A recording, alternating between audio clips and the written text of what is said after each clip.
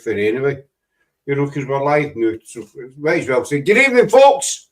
Thanks for coming in. I hope you're enjoying your week. I'll tell you this, don't come to Scotland tonight because it's bloody freezing. We've had sun the last three or 4 days.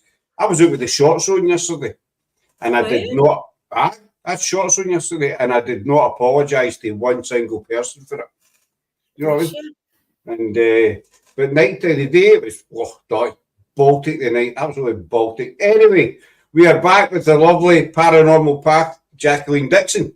It's been some time since we spoke to me, Jackie. Definitely, yeah. It's been quite a few months actually. No weeks, I'm talking crap. Quite a few weeks. Quite a few months. It's been a long week, Jack. Still recovering for last week. With the lovely, I was going to say Rosie and Andrea. So it was a fantastic week. But it was one of the weeks where you just kind of full on. Yeah. You know, you don't kind of stop. But it was really, really good. But anyway, enough about me. How's you? I'm all right. I'm tired. It's hectic at work. And sort of have full-on weekends generally. So, yeah. There's I'm getting called lovely, and usually I get called something, you know, bad or something slagging off. We've done a couple of shows last week. Everybody slagged me into the ground for some reason, but thanks to me, you know, I don't know. They just seem to find me an easy target. And you get very emotional. You know what I mean? And it knocks your confidence way off. You know, you want to retreat into a dark corner and find a friend. Now, I'm talking crap. Just don't bother me. But was that believable? But did you believe that there? No. Not at all. Not one word. No. Nothing. No. Yeah. That's not. I'll get sorted. As good as you get, really, wouldn't you? Well, that's it. That's it. But I was very nice to take it, are you? I'll give a slide. Here we go. I turned 47 yesterday. Well, no, I turned 58 yesterday. But before I cut my rest of the comments, I will give Rosie Cardi her due. Last week when she was here, they were asked what age they think I am. Rosie said. That's an awful question. Guess what age Rosie said? You take a guess. I don't know. I'm putting you on the spot, though. Sorry? 40-something. I know, 40 what? You need, give me a number. Oh, 46 then, go on. 46. Rosie said 47, so no far off it. So I was on top. That's cool. Well, you know, I'm devilishly handsome. You are? That's right. Thanks. See, thanks for that. Good. And although you're handsome gaffer, that's much better, Laura. That's much better. Just and there's her out as well. So. Nick says 45 as well. Nick. You're a Fred for life. There's Mr. Nick Mueller. I mailed you the other day about the name. Sorry, the name of that game, Nick, the paranormal gamey thing. And you never mailed me back, you bugger. But I had a show with Nick the other night, and it was nearly 3 hours. We said goodbye about 5 times. Do you know what I mean? Yeah, it happens. It just went on and on, but it was a fantastic show. Shut up. She thought I was my early 30s when we made my year. Oh, bless you. I will skip by that one. Who told you lies, Scott? Laughing my arse off. Oh, yes. So I never mind your sorries, Nick. There you go, B. There's the name of the plasma. I can't even say it. No. Is it a real word? I don't know.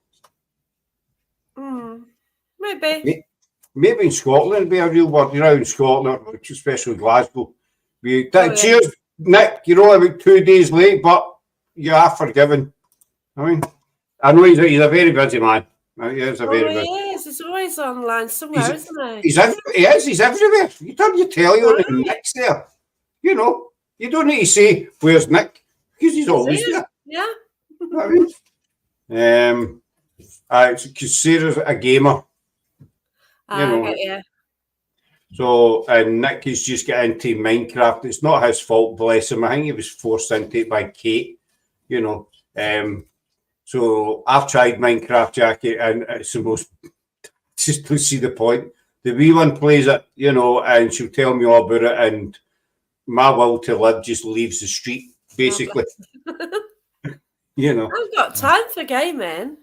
I'm always, well, Yeah. I'm usually on Facebook or some rubbish, aren't I? So, yeah. But it's never a thing I've been interested in. You know, video. I used to mind the first video games that came out, the tennis ones with the wee lines going up and down. Oh, God, that shows your age. No, my That dad makes told you me. older. My dad told me about it. He showed me a video of it. I know. Yeah, I bet. My granddad got it for when we went round. But yeah, it was. And then we go on Atari. Remember the Atari? You know. I had a Commodore 64. A what? Commodore 64. Commodore. I think I remember them. I'm not too sure. Yeah, it's when the Spectrums came out. No, that was before my time, though. Yeah. No, I came out just round about when they invented the first mobile phone. It looked like a telephone box. Sexy like that. Dom Joy on Trigger Happy TV. Oh yeah, that was cool. Yeah, that's what the first one, and then they get smaller and smaller. But now they're getting bigger again. See, they get another one. Mine's big. Mine's well big. You see, it's just. I mean, mine's just got that. You know. See, they get a new one 2 weeks ago. Don't know, Samsung S24 Plus 7 DTI X. Do you know one of those? Yeah, 20 letters. You wonder who makes up these letters, don't you? Some wee guy in a cupboard. So there is it. Yeah, it's 24. I've got a 23. So yeah. They're well, good. see the weight in the thing. You know what I mean? And so it's got like 5 or 7 cameras. I don't see the point of having 5 cameras on the phone. I do. Yeah, you've got 5 there. Look. And then you've got ones on the front as well for selfies and stuff. But you can only take one picture at a time. Why have 5 cameras? You can take one picture. Selfies. Take shots of the solar system and stuff like that. They're brilliant. I'll give you a review. We went to Inverness a couple of weeks ago, and she was snap happy with it, and the picture was just amazing. They are. Yeah. You know, but that's all I'm going to say about a new phone. I've stopped taking my DSLR about. Because it's just easy, because in a way this kind of self-edits a lot of the time. Whereas if you take your DSLR out, you've got to do a lot of editing to get the colours right and things. Right, well, you just totally lost me there, don't you? The digital, Nikon. It's digital. It's digital. Yeah, I usually carry my Nikon around, my Nikon camera. I thought for one second you were going to say you usually carry your knickers about. I wear them, thanks. I was going to say that. You know, just when you say Nick, please don't. Knickers on the mind, have you? No. Just when you said I usually carry my Nick. It's my Nikon. I've charged it up for tomorrow. No, so where are you up to tomorrow? No, forget that. What have you been up to, actually?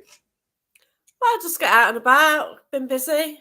Been helping out at hosted a couple of events at Tutbury Castle. Went about 4 nights in over 6 weeks there. That was good because you got to know the spirits a bit. Done a bit of hosting at Haunted Antiques. Just out and about, really. I went to Tamworth Castle. That was interesting. A different location. Just before coming back, just serious for that comment. I don't know if she's just trying to rip it or not. Yeah, 200 megapixel wide angle. Yeah, there you go. There's all the different lenses for you. See, that means diddly squat to me, Jacqueline. I understand it. Yeah. Aye, but you're a techie. I'm not overly. Showing off, that's a camera I need to play about with mine and test the different settings. Yeah, there's an app you need to download which helps. So she's probably done it. So I mean, just what you were saying, you went to that location 4 times. To build up relation with spirit, basically. Do you find that helps? Have you a I've spoken to people in the past and they say, "Oh, you keep going back to the same place and it gets boring." You know, No, it you should doesn't. go from place to place to place. And I try to explain to them, you know, it's no boring. It's all about building that trust, and then Exactly, maybe yeah. in the long run, getting more evidence. Oh, that's right. Okay, so I hosted at 2 public events. I was working alongside Barry John. He sent me down the dungeon. He stayed in the nice building. I was quite happy in the dungeon, but my first session on a public event, 2 people actually threw up. So it did get quite intense for a public event. Yeah, we just did an energy circle, and then we sort of went on to human pendulum and sort of asking questions around the circle. And this woman whispered in my ear. She said, "Was she killed?" Now nobody heard that, only me, and I was just trying to phrase it for human pendulum. All of a sudden, the woman in the middle just went really emotional, wanted to throw up, and the person alongside her wanted to do the same, who was in the outer circle. And it's just fantastic when that happens, isn't it? But it was a public event, and you don't usually get it that intense. But hey ho, it was. Especially if you get a voice yourself. To know that happened to us at Caldwell. I get the whispering lady, as I call her, and nobody else hears it except you. Yeah, we were getting a lot of chatter. So whenever we spoke, we sort of got chatter above our voices. And, you know, some say, was it the echo from the voices? No, it wasn't. It was a male voice generally. Mm-hmm. But when you were listening out, we did hear things. But when we spoke, the voice seemed to be clearer. But the human pendulum, I mean, no offence, everybody does it, but I'm not entirely sold on the human pendulum. I don't know. I'm not saying it doesn't work. You know, I've watched one particular team that are no longer running do it, and it just looked, you know, it's the thing that got me about them doing it was as soon as they started, you know, and as soon as the lead investigator asked the first question, they got a response. Mm. And this happened every single time. And it was boring to watch, because as soon as we were going to do the human pendulum, you knew it was going to happen. Yeah. You know, and I think that kind of threw me off it a wee bit. I think we tried it once. Sarah Laurel correct me. I think we tried it. I was in the middle and nothing happened. I'm not saying that again. I'm not saying that it doesn't work. Maybe I was just unlucky that night. I don't know, but yeah, I'm just not sold on the whole human pendulum it doesn't thing. work for everybody. You know, it's just one of those, isn't it? Now, it was a public event. We had a bit walking over, and in the end, we had 45 minutes. So we tried calling out, got some gadgets, got a mixture, mainly newbies as well. So you want something which has got lights or makes sounds, don't you? And then if you put a skeptic in the middle for human pendulum, like if they move, it's their personal paranormal experience, isn't it? Because they know if they're falling or losing balance naturally or not. So it's nice to give somebody else a personal experience, because I know there's something out there, you do. So it's just nice for them to encounter something different. Or if you can ask for them to get touched or something to take away from with them. And it's not because somebody's using a phone near a K2 or something, which, you know, you see that on no end of YouTubes, don't you, and things. It's something, it's not you're trying to convert them or convince them. It's just something that puts that wee bit of doubt in their mind. Yeah. You know, usually they go home and maybe they'll start thinking, well, that happened to me. I don't know what the hell happened. Yeah. So maybe there is something to this. That's right. You know, it's up to people what they think. You know, they like it or they don't, or they believe they don't, and that's it. And if something happens which makes them change their mind, that's brilliant. But you know, it's not for you to. It's up to them, isn't it, in their own minds, and to work out what happened, why it happened. Exactly. I've said to a few folk, you know, have been starting out, you know, what's the best way to do it and all that. I said, well, there isn't a best way to do it. Just go and expect nothing.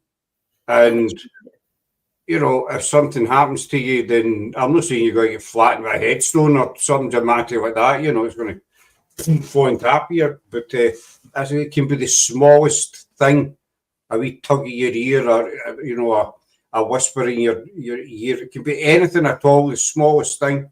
And see how you go on about it. Usually, not everybody believes. There's people there that, I mean, my dad, God rest him, he didn't believe in it at all. You know, he was, once you're dead, that's it. You just black out, you're gone, you know. And no amount of talking to him would, hey, Tom, buddy, welcome out. No amount of, just no, I try to convince him, because it's when he was diagnosed with cancer, you know, I used to laugh and joke. I says, you still, even if you pop it, you still be coming round and annoy me, tell me to wash your car and all the rest of it, because he loved this old Volvo, this blue box Volvo wreck thing, you know, but he loved it, you know. And I was scared to wash it in case a bit fell off, but his last couple of months he was in hospital, and that's all I would get, you know, if you wash my car, you wash that motor. And I used to say, you come back and haunt me and tell me, you know, have you washed my motor yet? And that's when you used to say, oh no, I'm coming back. That's me, I'm done. As soon as my eyes shut here, I'm no longer exist, you know. But it turned out years later, I got, you know, information through a medium that told me it was still about, you know. Brilliant. That's lovely. It was nice. And I actually said after it, because I knew I did feel, and it was, I thought, well, if he's still kicking about, so if you're listening, you old bugger, so much for you know coming back and haunting me. You were talking all that crap, basically, you know. But you're never going to convince people, you know, 100%. But that's not what we're here for. You know, I think that's why we do it. I know there are teams out there that do it that way. They know they want to convince the world. No, I just do it. I've got because in Scotland she bumped into Tony Ferguson, and we ended up in the papers, and we actually ended up on the Scottish News or something one morning. A while after, I've been in England quite a while after that. But yeah, because we went to that cave near Girvan. The Sonny Bean one. Oh, I don't know. So we went to How a did cave. it go? We got quite a lot happen, and in particular, where it was, the three of us were sort of right in the middle of nowhere. There's nobody about. We've got the loud sea right near us, just calling out in the cave. And then we did 5-minute vigils. So I stood in the cave for 5 minutes, and I sort of said that the two were outside, so can you throw something? And something was thrown, and you hear it clear as day on the video, and it went viral, and it ended up in the Mirror and everything. Which is quite funny because it says Ghost Hunters shocked. No, I said thank you very much. You know, That's lovely. That's the other thing that gets me about the paranormal. Before I come to that, the cave. Did you have a bit of climbing to do to get into it? No, apart from climbing a fence. So there's just a sort of gate, just your normal gate, and I just had to get over that. No, because the Sonny Bean's cave is somewhere between Girvan and Ballantrae. And that's just when you say the sea was, that sits right, that's in the cliffs actually. And it's we'd looked at going to it, but access to it was just, you know, people have been to it, you know, and they've climbed down. That's access. We just felt it was too risky. You've got a little road, little track, and it's along there. And you get up and it's easy, you know, it's not, you're not climbing or anything. It's no Sonny Beans. It's a gate to get over, that's all. It's no Sonny Beans cave then.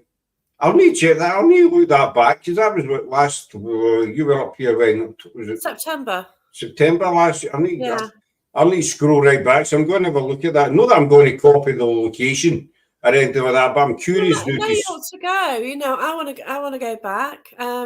It's an incredible place, and you know the fact that there is nobody around, and you are getting voices, and like Tony could actually hear the words, and I'd hear a voice. His hearing is fantastic.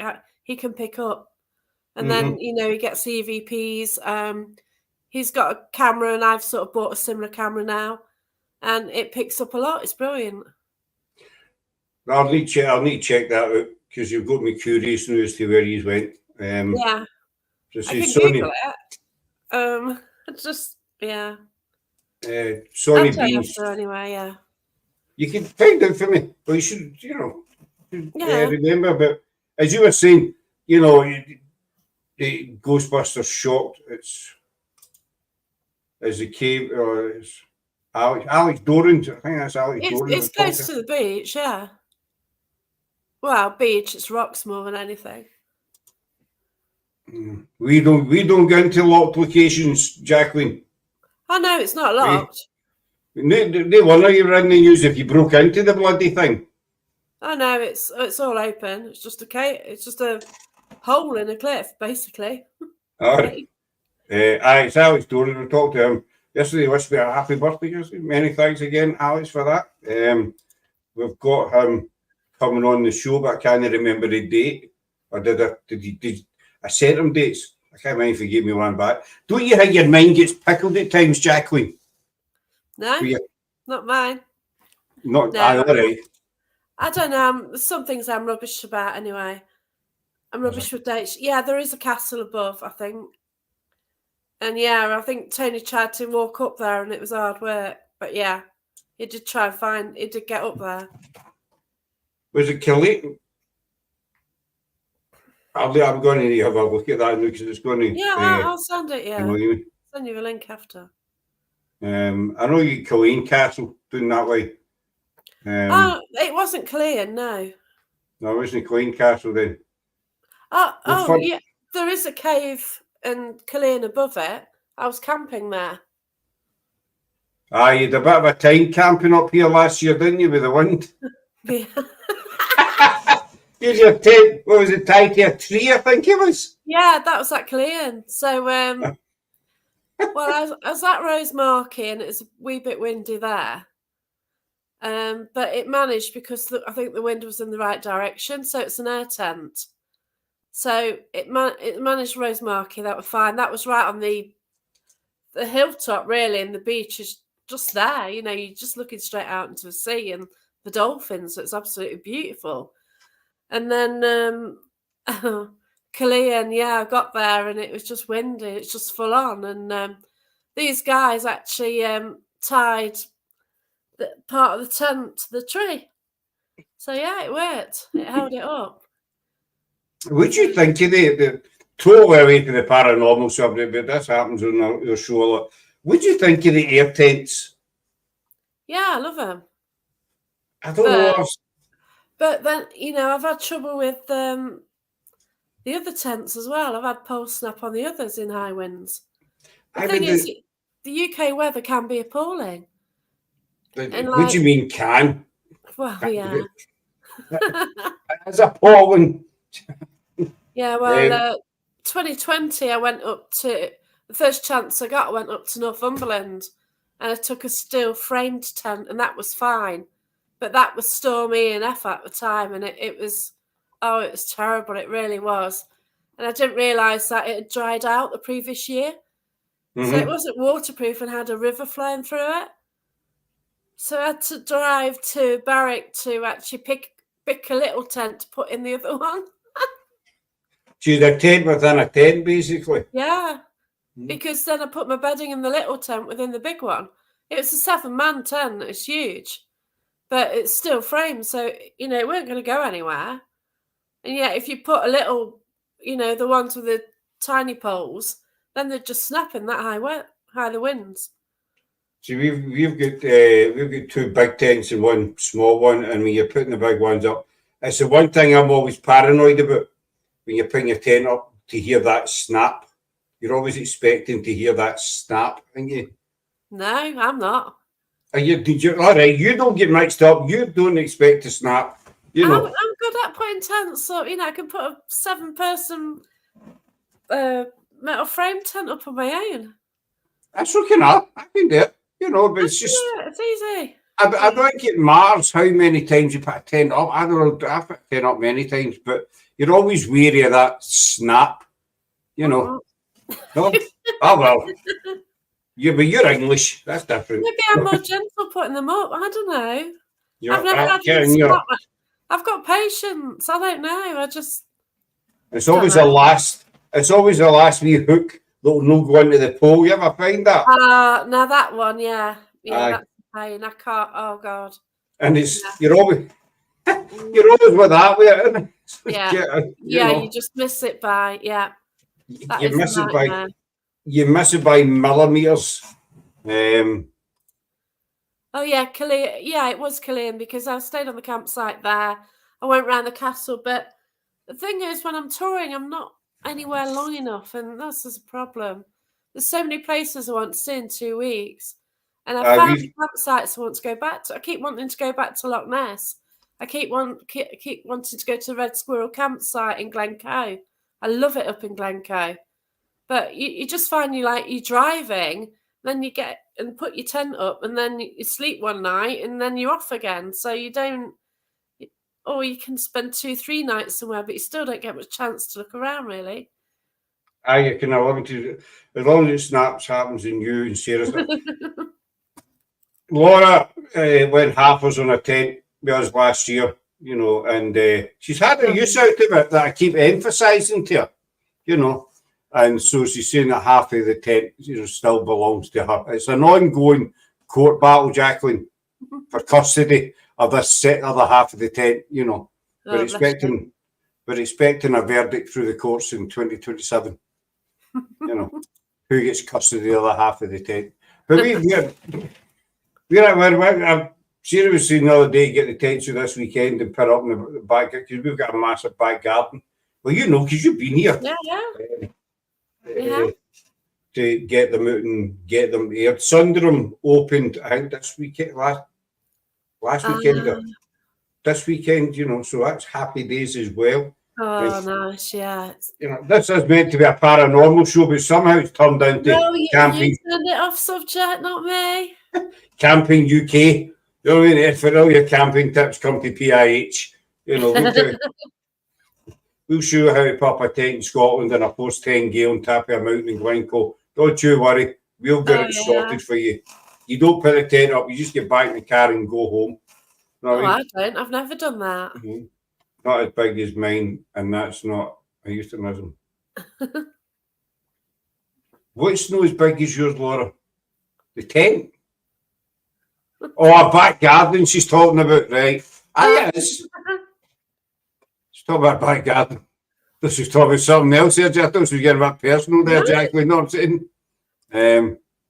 No, I remember one time we booked to go to Sunderland, and Laura was coming with us, and the weather had been nice all week, and we got up on the Friday and the rain was going horizontally, you know. But we packed up the car and we went, because Sunderland was like 15 minutes for us, and the rain was just hammering down. And I went into reception and I says, you know, we're booked for camping, and the girls, you know, nice lasses, but they just kind of laughed a wee bit. You serious? So we ended up in the cafe, having breakfast, trying to decide what we're going to do, because there was no way I was putting up a tent in that, you know, because I would have ended up in, you know, Troon or Kilmarnock or something, the tent. But we ended up with a caravan. The lassie says, you know, take the price of the pitch, add a, you know, put it together with a caravan, you put an extra. So we got a big lots of the caravan, and they gave us a discount as well. But I think that's the only time we changed our mind about the camping idea, because it just wasn't feasible. You know, I remember one guy, Cyril, remember this? One time we went to Sunderland, and it was a bit breezy and a wee bit rain. It wasn't heavy rain or sod all, you know, it was a wee couple of showers. This guy spent ages putting his tent up. 10 minutes later, he says, right, I've had it, I'm going home. Took all back down again and left. You're literally talking 10 minutes or something. I thought, what the hell are you all about? It was a wee bit of rain. It was a good weekend. Big my caravan. 10 minutes, right, I'm going home. Away out. I've never given up, you know, like I go camping. That's it. Even I've had the tent blow down and I've had to unhook it, leave it flat on the ground, and then empty a paddling pool out in the morning and fix 6 poles. I've done that before. Borrowed a hacksaw and fixed it. No, just one time we were camping at Sundrum and it was absolutely freezing. Sarah and the wee one were absolutely Baltic. Oh gosh. So we decided just to throw the quilt and all that in the car. And we came. Yeah. The only reason we done it is because we stayed so close. Mm-hmm. And I thought, you know, sod this. It's far too cold for Sarah in the rain.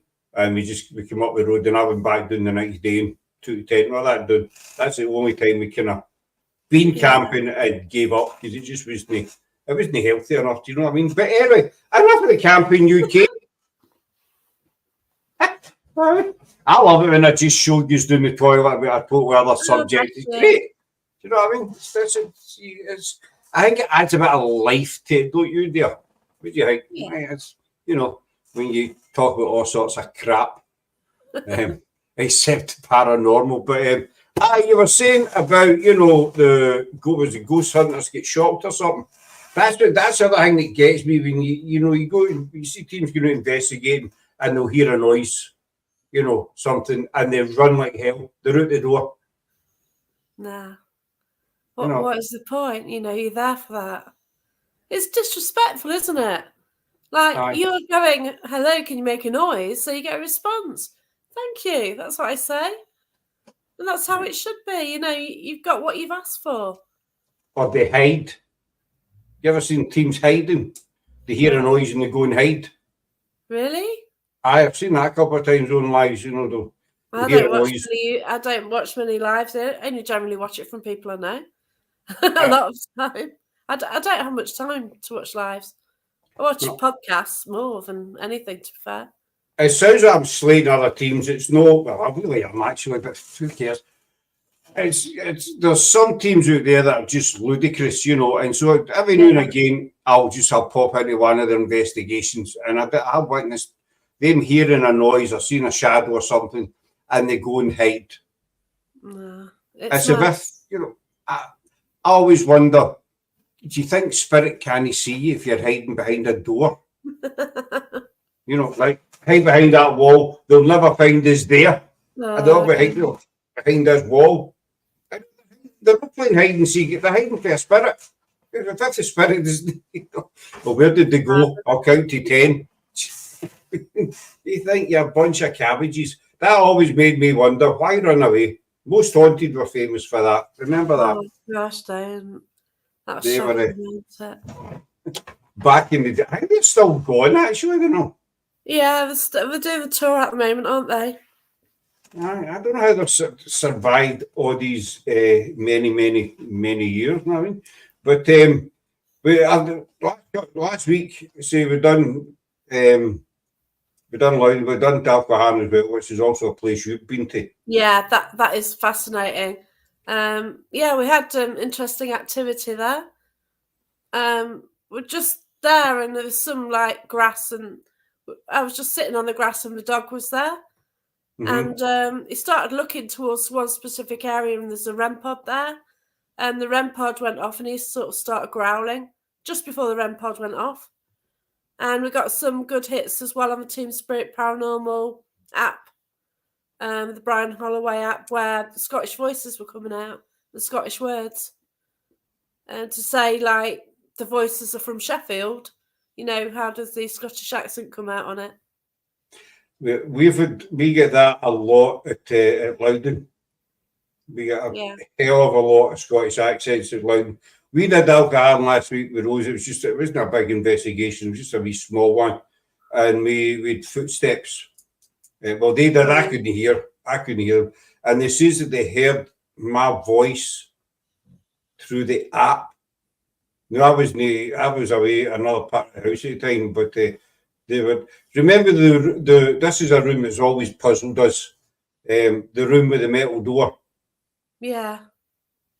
We still can't figure out what the purpose of that room was. No. It just seems to be in such a strange position. Yeah, it's weird. But they were in there, and it says that they heard my voice coming through the app. Wow. And that's happened twice there actually. We did it with Spig one night, and I done a lone investigation. Who did? That's the second time I've been witness to that. There was one night we went to Spig as well, and there was about 7 or 8 of us there. And I went down the basement. They were up the stairs, but and what we think it used to be the day room. It's at the back of the house. But I was down the basement, and I was down there for a good half hour, 40 minutes. And I came back up, and the lassies were saying, we could hear your voice through the app. Wow. So I thought well, you couldn't, because I was in the basement. It doesn't work that way. You couldn't hear, I thought maybe I was talking too loud, but I wasn't, because I'd done a lot of just silent listening in the basement. This is no, we were asking questions, and we were getting an answer in your voice through the app. Wow. I thought, I don't get that. It's just fascinating. Like a lot of people say something doesn't work, this works, that doesn't. But anything can work for anyone. You just have to try it, and it's what you're happy with, isn't it? If you get it to work, if you try and rule out the obvious, then what's wrong with it? I know there are apps out there that are kind of crap, but for entertainment and all the rest. So we've tried one. Yes, some are. I've got one. It is appalling. I downloaded it for a laugh because somebody was going on and they're doing lives, and they got this app, and it was absolutely appalling. And it's just mapping everything. I don't know if I've still got it, to be fair. Oh yeah, GhostTube SLS. So they actually had that, and they were getting really excited because it's mapping everything, and it's awful. So I thought I'd get it for a laugh, and yeah, you hold the camera somewhere long enough, it will sort of map the door, map the picture, map the gravestone, map the dog's dish or anything. Yeah, it was shocking. What I was saying, I know your voice. I speak to you multiple times a day, which is true. So I couldn't explain that, and then to hear it again with Rosie and her partner just blew my mind. So I mean, we can't. Is it paranormal? We're not saying that as all. We would never state it's paranormal, but that's I don't say anything's paranormal. Just that you can't explain it. That's it. We don't know what it is. We don't actually know what we're communicating with, do we? That's it. You don't know who or what. I know that, as we say in many shows, all demonic workings, it must have been a demon then. If it was your voice, it was a demon. Like, sod off, it wasn't a demon. But I think that's what makes it fascinating as well. You just cannot explain it. No, that's it. And see, that came through the app. That's happened twice. I've not heard of it. It's came twice in the same location. With Loudon, I mean, the stuff we got at Loudon last week was just unbelievable. And I'm not bragging. We've done it as a live, so everybody can see what happened, when it happened. Yeah. To get my second name through, we've never had that. That is brilliant. It really is. And it was crystal clear, and it was just, we were the only ones that heard it. Rosie and I, everybody else heard it. And we were doing it at Dempster Plot, and we go to Toy Train again, remember? If you remember, I know the wee train we left. Mind we showed you. Oh, yeah. Yeah, that's brilliant. Well, just before Christmas there, we went and we left marbles. Yeah. And we go through twice on the necrophonic. I asked again, what gift did I leave? And it came through Toy Train. But then we asked again, and it came through marbles. Oh, wow. There's Laura's other half in. And we asked 2 different occasions, but clearly the word marbles. Now, these apps are loaded with a certain amount of words, but yeah, no that's right. accent, and to get Toy Train. Yeah. And, it sounds like, hi, Rindal. It sounds like bragging. I'm just trying to get the point across that this is what I'm talking about when you can't explain things that happen. That's right. You just got to question everything, and then you use the probability of it happening again, don't you? So you've got so many words in a word bank, then you get a direct hit, and then straight away you get another direct hit, and then another, then the probability is just too far out for it to happen. Yeah. I've had it, like, I use Spirit Talker a lot now.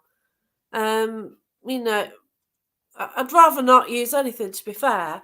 But, you know, if you do public events, then you do sometimes have to use kit, and, you know, because they can't always pick up what's around them. So, and, you know, like Amanda, she sort of said, oh, there's a man here. As that the Spirit Talker basically said he's here or something like that. And it wasn't a listening device. It wasn't listening to a voice. And, you know, when you get in something on the app at the same time as somebody's saying or thinking it, and it happened at Tamworth Castle as well. Somebody went on the board and they said something and they were doing something in the corner. And I was across the room and she couldn't hear the app. In fact, it didn't have the sound on it. And it said something as in, I'm moving. And she said, it's moving or something. And it just sort of scanned on the screen just as she said the words. You know, and it's things like that. As you say there on, it doesn't need to be a major thing. It can be a one, you know, 2 or 3 words, simple, Yeah, you know. That's right. I mean, we Spirit Talker. I'm sure that's the one we've used as well, and I think it was GSI recommended that one to us. Yeah. And we used the train station a few times. It's because you don't get the sounds as well. Jerry Rock. Hiya. Guys, Jerry, happy belated birthday. Thank you, dear. That'll be 46 again. Obviously, every year I go back the way. I don't go for. I go back. Is it regress? Whatever you do, you go back the way. I just get I mean, and we did the train station here 2 or 3 times, and we used the Spirit Talker. Yeah. And you know, we go some random ones that just were balls. You do, and they're obvious, yeah. But we did get all right, Jenny, 49. We go the other 2 years. You know what I mean? But we got some words that were totally relevant to what we were asking or what we were doing, kind of thing, you know. That's right. And it's EVPs as well. It's when you get words, you know, again, the train station, there's one that sticks in my head is with 2, is when we ask, you know, whereabouts are you? And we got an EVP saying, I'm in the corner. Wow. There's a woman's voice saying, I'm in the corner. And then there was a little girl's voice saying, can you hear my mother? Oh, wow. You know, and for stuff that had been reported there, it all kind of tied in. Nice. You know, there was a lady with two daughters there, because the staff had been hearing things for weeks and weeks. And the wee girl says, can you hear my mother? So, you know, again, we're saying it's paranormal, but we can't explain that. But I don't think you can get an app to give you know, full sentences or ask you questions. That's it. Sometimes, like Spirit Talker, it come out with one word, and then, like, well, at Tamworth, it was coming out with about loads of 4 words together, and they're making sense. And it, you know, I don't know. It's just odd, isn't it? But intriguing. So I'm not a tech genius in any way, and apps, I don't know diddly about them, to be honest. But I don't think they're designed to be able to put sentences together. You know, I don't know how that works in the background. I know how the Brian Holloway ones work, so I've spoken to him about them, but I don't know about Spirit Talker. Sorry, I had to find a cat. What about what I got on my recorder? We heard this as well at the time at Loudon. It came through. Says, "Are you a ghost?" Wow. Now, I've never heard that. You know, 1, I've never heard it, and 2, I just found it weird that Spirit would ask, "Are you a ghost?" Yeah, but they use the word ghost. Yeah, but that is, you know, are they going about their lives and we're going about our lives, and they're living their lives when we're visiting. I know, like Drakelow Tunnels, we asked how they saw us and they saw us as shadows. And in a way, we see them as shadows, potentially. It is intriguing. Also, I was at the Loudon Inn, and there's a group of experienced paranormal investigators. And this guy came through the board, and he'd passed away in 1999. And we got the spirit board out, and we asked him. He asked us through the board, "How are you doing this?" So we automatically assume that you're using it to contact them, and they're leading it and everything. But he's asking us how we were doing it, and and it's really cool when you. Well, it's sad when you sort of speak to somebody who's recently passed. But this landlord, he was amazing to speak to on the board. And he kept answering ha as well, a lot of the time. He's a right joker, he's brilliant. You see, we thought we had a joker in Friday as well. I mean, it's just we just saying that, when he asked, how are you doing this? And then we got asked, are you a ghost? So would that suggest that whoever's asking, they're not aware that they're past? Maybe they're in the frame of mind that they're actually still, well, they are alive in a sense, but they're actually still in the physical. You know what I mean? Yeah, you don't know if they're sort of in a parallel universe, do you? At a different time, it's mad if you start trying to work it out. Well, you can't. It kind of pickles your brain, doesn't it? Yeah, it does. Yeah. When you sit and you try and think, you give up. Yeah, you can't. Yeah. There's that many branches on the trees, I say. Is that part? You just don't know. But, as you say, the guy was a joker. We had that on Friday. There's up at the cottages at Loudon, there's a big circular wall. And I asked you, can you tell me what was behind it? Because the voices, the responses we've had, they know that we've walked to the house as well. And that's, we usually that's usually a good trigger point when we say we've been up at the house. For some reason, that kind of kicks them into action, basically, at times, Oh, wow, okay. Catch the rest of it, done more than I've done in months. Right, night, I'll talk to you tomorrow, dear.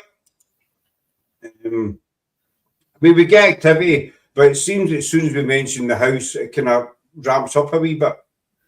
Is it a massive Is it a massive link to that family then? Do you think? It's where that family lived. Right. Okay. Fine. Back in the 1800s. Yeah. Well, you've been up at the house as well. Yeah, that's it. Yeah. But there's this out the back. There's a big, circular wall, and I says, I've been up at the house. I was, visiting, and I saw a wall behind the house. Can you tell me what was behind that wall? And it came back sheep. Wow. And there was actually, that's where they kept some sheep in that particular area.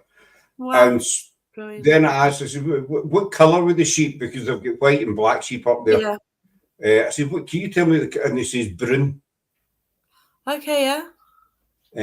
What's the Scottish for brown, basically, Well, yeah, I've seen them, yeah. And then we started getting a lot of, it's going to sound totally stupid, but bah through the app. Oh, brilliant.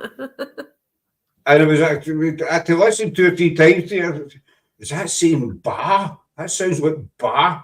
And then I asked, I've forgotten, sorry, the colour of the sheep. And it came back brown, straight away again. But it was the bah that got me. The brown. Oh, the Bruins, aye. I used to get one of them every Christmas. There was the Bruins and Ur Willie. I used to get a Bruins book. Daphne and Hen and Ma and Pa. Can't mind who the other ones were. I used to get a Bruins book. Do you remember the Bruins, Jacqueline? No. You don't? No, not at all. Oh, I don't know if you still get them. I know it's years and years ago. It was the Bruins comics, and every Christmas I'd get a Bruins book. It's just, it was, Jenny knows them both, Bruins and Ur Willie. I can't mind if Ur Willie was part of the Bruins, if he was the youngest or no. It's a long time ago, but the Bruins are quite famous. I was a Glasgow kind of family sort of thing, you know. Okay. And it was all written in sort of Glaswegian Scottish. You see, yeah, it's a Scottish thing then. Yeah. It's a Scottish thing. You're only doing in England, Jack. You're no miles out. This is when we Rosie was up last week. They had tacky scones, and she loved them because they get get potato cakes or something they're called. Well, we don't. Southampton does. Yeah, exactly. That's miles from me. Where are you? You're Nottingham. Yeah. We're coming your way in July. Yeah. I used to read it to them after a few and do that. You do a Scottish accent. I love it when people try the Scottish accent. You know, some are really good at it. But Jenny's Irish, so I'm surmising that she'd be quite good at it. You know, whereas I've had other people on the show, they've tried it and they're just pants. No offence to them, you know. But I think being Irish, I think that gives a kind of head start. Maybe I'm not too sure. I would say it does. The line really helped. It's the Buckfast in Scotland that helps here, though, which is a kind of tonic wine. So I guess that's kind of classed as wine as well, isn't it? But so we got tacky scones, and she loved them. Yeah, I think she was a monkey with a balloon. Seriously. And she said red cola. See when you don't get red cola in Southampton. Okay. Which I found really strange. I just thought it was a UK thing, you know, or world. I don't know. But she saw bottles of red cola and she was out there. Oh, I got a bottle of red cola. I have to take my friend back one as well. And I'm thinking, oh wow, you only live in Southampton, though. You don't live in Spain or Nigeria or something. You know? So I promised her we will take her tacky scones and red cola down in July. We're going to take a supply down, as they'll last her maybe about a week. Don't know. That's brilliant. But I found that fascinating. But anyway, back to the paranormal. We keep waving off the paranormal. That's your fault, Jacqueline. Not mine. Not mine. But I think that's part of what I love about investigating. I was talking to somebody the other night, and Jacqueline Dixon, what's your favourite location? You better say Loudon. Better say somewhere in Scotland. Well, I guess it was the first time I had a major encounter. Matlock Pavilion. That's sort of close to my heart. There's quite a few favourite locations for different reasons. But until I went to Matlock Pavilion, I ignored the fact that something else was around. But then at Matlock, something happened. So basically, a spirit got too close. And it took control of me. And my head was trying to get my mouth to say, get it out of me, because it had got that close. And I didn't know how to get out of the situation. And yeah, I was scared to death that night. And it made me stop wanting to do this. Until I woke up in the morning, and that was that. I just couldn't get enough, and that's the reason I do it every weekend. I want that to happen again. So I do a lot of energy work. I try and sort of pull spirit energy towards me. See what you pick up, really. See if you can get anything from them. Sensations. I pick up the pains. Sometimes get information as well. It's nice if you get a link and you can get information, and there's somebody there with dowsing rods. And yeah. But Matlock Pavilion, it was special, and every time I go there, something really crazy happens. Last time, the occurrences were in the Haunted magazine. So basically, once again, it's one of my events. I do book locations, and I get friends to come along. There's about 10 of us. So we're all on this stage area, and there's a girl who was, as the minute she walked in, the spirit were around her, and she felt a bit strange. So we went to a stage, and we stood in a circle around her to protect her. We felt we need to. She sat on a chair. All of a sudden, something crashed to the side of the stage. 2 people broke hands, charged in on her. A medium jumped on her on the chair. She went flying, and then this spirit ran through the medium. and the medium was physically sick because they just got ran through by this spirit. And that was just a really crazy experience. Just fascinating. I just love it there. Going again in May, I can't wait. Do you think maybe, you get mediums and psychics and stuff like that, which we all know, but do you think that some people, just ordinary, everyday people, can have this draw to, attraction to spirit without even realising it? Everyone can. Well, what I mean is that you might have, like 3 people in a row and they're just everyday people, they're no mediums or anything, but one has got a stronger draw to spirit, or spirit's got a stronger draw to them, sorry. Yeah, because they might remind the spirit of a relative, a family member, an ex-partner, something like that. So the spirit might sort of recognise them in some way. They may be very familiar to the spirit. Like on the public events, like we'll sort of go around the circle and, ask people to ask a question and see if spirit, reacts to that particular person rather than another one. So they don't always want to hear us as hosts, do they? And at the same time, you want everyone else to get involved. So by them sort of, like, often when you're hosting, people don't have the confidence to ask questions. But if you get to a stage where they can, and they're happy to do that, and you might get sort of more interaction because of this specific person. I think the more confidence you build, the easier it is, or the more attractive you become with spirit. Yeah. Well, if you're outgoing and willing to receive, yeah. But if you're just sitting there, just not,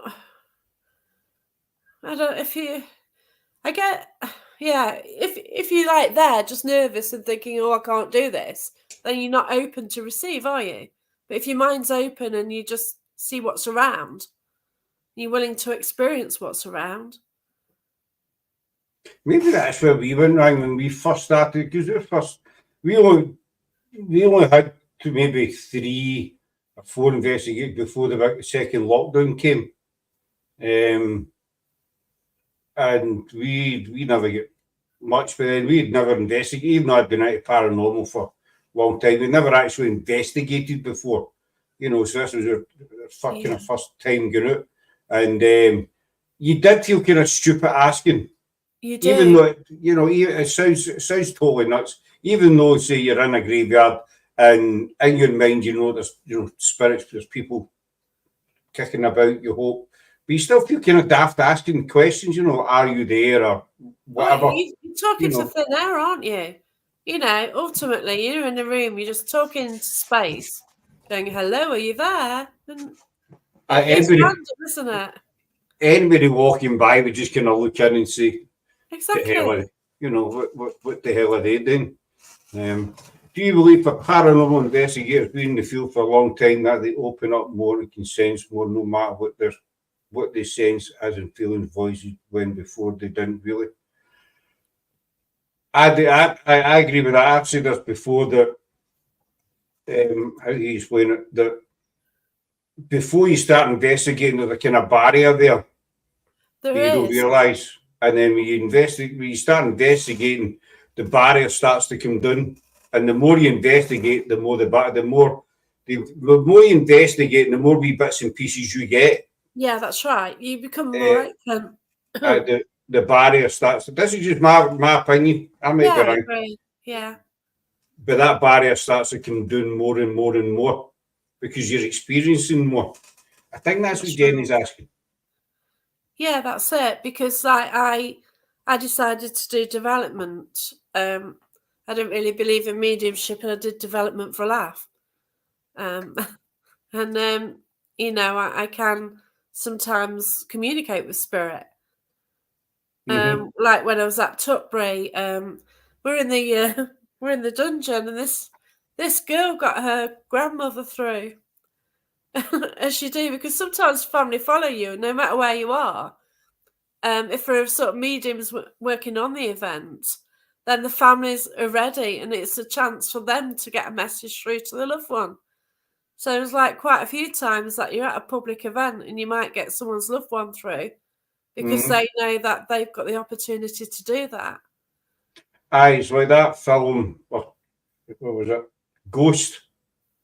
Mine Yeah, was a Whoopi Goldberg sitting at the table and you see all the people around her. Was it yeah. Ghost? And you see all the It is. people around her and Yeah, tell them this, tell them that. and that must be what it's like, mustn't it? You know, for what we do, it seems that, you know, like there's times like you're trying to communicate with them, they want to communicate with you.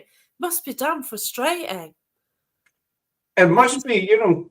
they must be using all that energy, you know, say, oh yeah, use the energy, drain the batteries, whatever.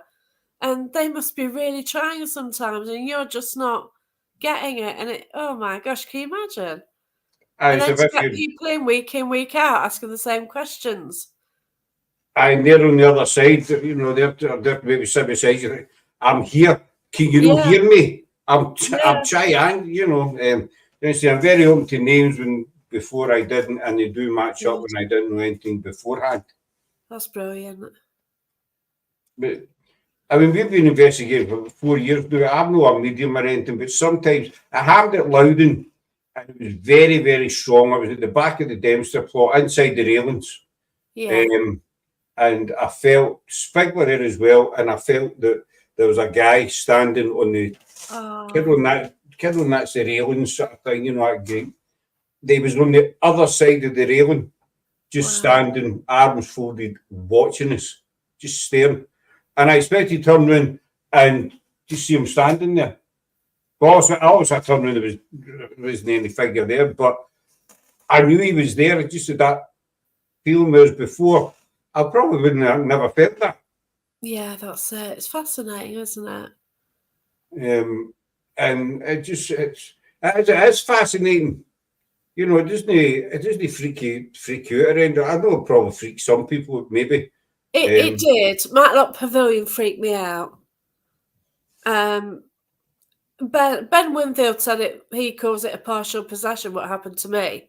mhm. Because this little girl got too close and we're in an energy circle, which is where you hold hands and basically call spirit in and, you know, create sort of energy. And it's like she had control and I was doing the hokey cokey. So then we are being serious and then I was doing the hokey cokey. And I was laughing a lot as well because it was a child came through. And it was weird, but wow. And We, if that hadn't have happened, then I wouldn't be doing what I'm doing now. if you hadn't had that experience, I've only been free. It's a personal one, but I'll tell you, it was at Stair. There's a small village in Ayrshire. Very, I think there's about 3 houses and a churchyard there. So it's Wow. a very, very small village. But every investigation we do, we always felt there was a little girl Oh, following wow. us about. You know, so it's Stair. Sarah-in-law suggested it might be. I lost a daughter in 1992 to When you cot said death. that, when you said a little girl, I wondered. Yeah. Um, God bless so you. they suggested that Sarah might be Donna, my daughter. So Oh, I asked, can you tell me what I used to put in your bed every night? I used to place a toy, a specific toy, and I asked a few times, nothing happened. So I says, can you tell me what colour it was, the thing that I put in your bed? And it came out, everybody heard it, it came out green. And so my wee and she'd mind, see Rexy for Toy Story, Rexy, the dinosaur for Toy Story. oh, A wee one of them, it was about that size or something. And I used to put it in her cot every night. And when the word came out green, that kind of freaked me out. I was kind of, you know what, it was one of them, well, no doubt it was the same for you, you know, you're there, but you're not there. yeah, You know, you think, right, what did I do with this? Did that just yeah, happen? You know, and you kind of need to take yourself out for a wee bit and sit down and try and compute it up there, you know, what kind yeah. of happened. That's the only time that I've been kind of freaked out with investigations. It's odd because I've kind of been given projects somehow as I've been doing paranormal. One was my past life, and I've had a lot of encounters with somebody I worked for in my past life, and I've now tied it all up, and it took ages, but from my first ever time that I actually communicated with spirit, where I actually got questions in my head to ask somebody on a pendulum board, if it's a yes or a no, but I was being fed, was a little girl I met, and it's at the Robin Hood Legacy in Nottingham. And she was basically put down the cellar when her mum and dad argued because she started screaming and her dad didn't like it. So then I found out through her that her mum got pushed downstairs by her dad. So then next time I went, as soon as I set foot on the premises, nothing happened. And 5 a.m. in the morning, apart from this bloke stomping about, 5 a.m. in the morning, I says, "Are you that bloke who's the father of this little girl I spoke to?" And that was it. Opened the floodgates. But then from that time, it turns out that I used to work for this guy in my past life. And it's just one hell of a crazy story. And when I've done a podcast and I mentioned part of this story, there's so much to it. Like the initial story was that you could meet this spirit. He lived here. He went to 2 pubs, which are still there in Nottingham. He worked at the National Justice Museum in Nottingham and he's known there. And it's weird that whenever we went to investigate, he'd come through. And it was the same guy. And you imagine all the people who went to these pubs. Why was it always the same one coming through? Others did as well, but you sort of picked up a bit of his life. But then I mentioned things, and on a podcast I was just mentioning, and somebody said, "I see that you hung at the National Justice Museum." And it turns out that I did a past life. I've got footage of it. I need to put it out there. And I ended up in the court at the Galleries of Justice in front of a judge who actually lives at the Robin Hood Legacy. He haunts that place now. Right, so what happened to you? Did they hang you? Well, it's only recently I found out. Because Mandy West, a haunted historian, I gave her the information. So at some stage in investigations, we actually got the judge through and we found out his name, but he gave it was a trance situation. So medium went into trance and we asked a lot of questions of his judge. And he spoke very old English as well. And the guy who did it, Daniel, he had quite a Birmingham accent. But the voice coming through was just totally different from that because it's very old English and quite hard to understand. But we sort of asked his name and it was John. And we pushed and pushed and pushed and we got a surname of Black. So I gave the name to Mandy of John Black. I gave the date. It's Gary Fields who actually picked up that I was hung in 1868. So I used, and I want somebody who was sentenced around that time, and I gave her bits of information, and she's actually worked out that, there was a judge, John Blackburn, I think his name was, or something, and it's that time period, but nobody was hung in 1868. So then one day, I thought, well, I don't know, because Gary Fields is spot on with what he picks up. He's linked into that as well. And one day, Mandy just contacted me out the blue. She is a medium. She said, I've got a feeling that the caves are something to do with your past life. So it was just a message on, so I replied and said, yeah, caves are everywhere in Nottingham. It's the whole cave system. Then I realised, I said FFS. I realised what it meant. So basically, I picked up that I was thrown down the oubliette to die. Right, and that changed all of it. I wasn't hung. Nobody was hung in that year. But you were put in the oubliette. Yeah, because I used to work for the judge. I was involved with him, and I've got this full story of the past life regression. In fact, I've now realised because I put it all in my book, so I've got my book coming out soon, and I put it all in there, but not in one block because people just think it's a really crazy story, which it is. But if you do paranormal, you just know that a lot of the stories are crazy, aren't they? I said, the ending the paranormal makes sense, but I think I would have rather been home than put in the UV8. Because all Yeah, that means to exactly. forget, Yeah. So Um, last year I went to the Galleries of Justice twice. The first time the judge was around me all the time. And this medium who didn't know my story, she says, "You've got the judge with you." I said, "Yeah, I know."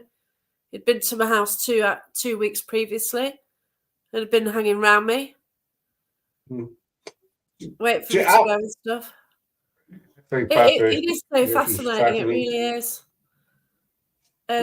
But once I solved out the mystery of how my end did happen, because when I did the past life, I pulled out of it.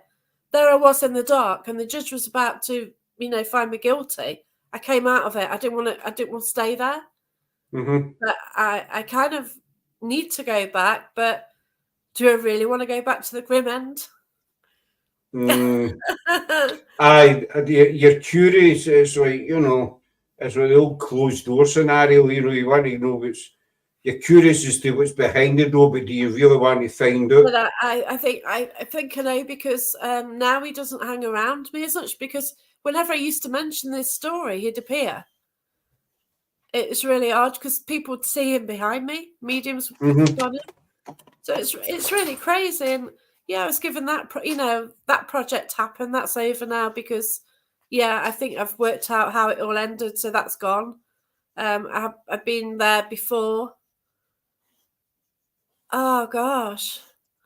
I know exactly. Your It was. reaction to how you felt in that life, get me out. I need to get this past life regression out, because there's one stage I'm absolutely hammered walking the streets of Nottingham on this past life.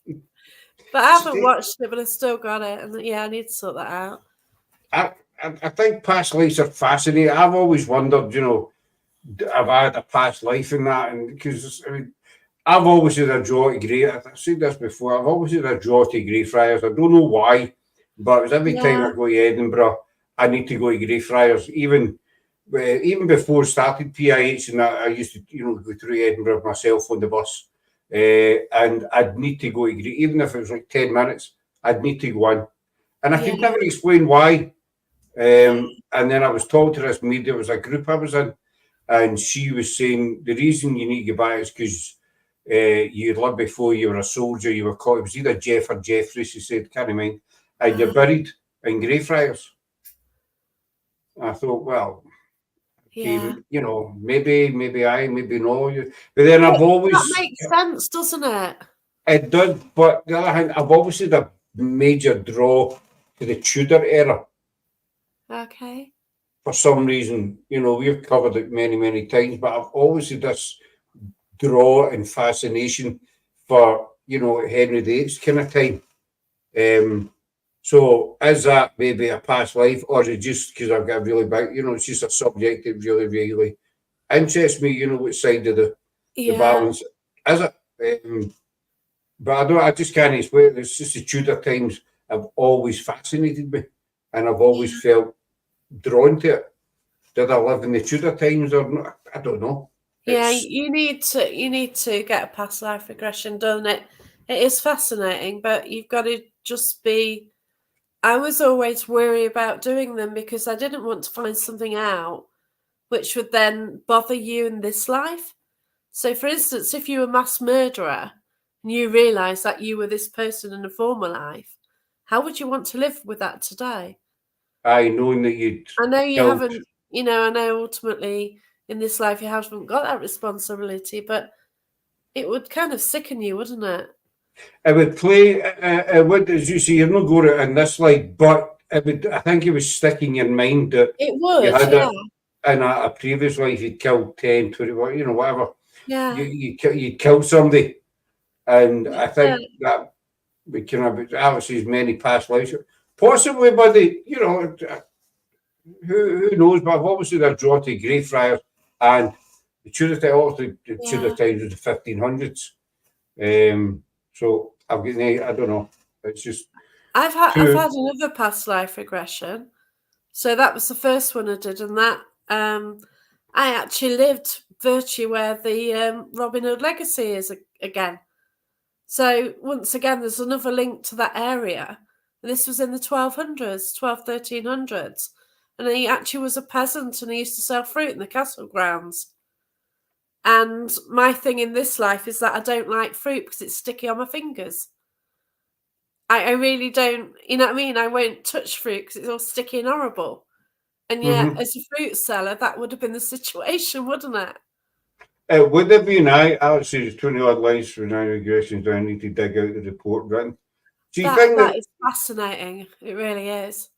So just with what Alex saying there and you're saying about the fruit thing, do you think that, you know, say somebody has 10 past lives, for example, do you think that maybe in this life they brought a wee part of each past life with them? Yeah. I've got an issue with caves. And I didn't like it's funny because I managed to get a tryout with Dusk Till Dawn, who were a big events company at the time. They've gone they went 2 years ago, it just disappeared, which is a shame because a friend ran it. And they did a lot of events around the country. And I did try out Draco tunnels. I had an issue with caves, tunnels, dark, enclosed places and things like that.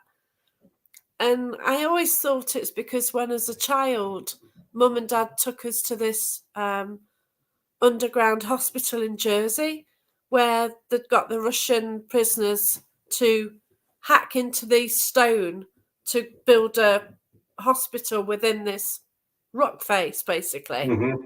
And as a child, I went there, I must have been a 10, and you got the sounds and the groaning and, it's horrific. And I always thought that was the reason I got an issue with caves and stuff.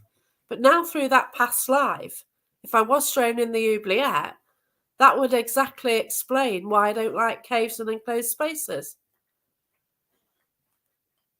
Because you've, I do believe that, Scott, could be phobias, could be that you had a particular aptitude towards something that you pick up easy, or even a pet hate. You know, I'd say it's highly possible that, you know, you take out, you bring a wee bit of everything with you. That's it. You know, I say about the attraction to Greyfriars, that woman says you're buried there, but there's 492 headstones in Greyfriars, and I'm damned if I'm going hunting in Greyfriars to find, you know, something called Jeff or Jeffrey. Can you use dowsing rods? I'm not a fan of them. You know, I've seen it again. Some can use them. Yeah, I'm not good on them.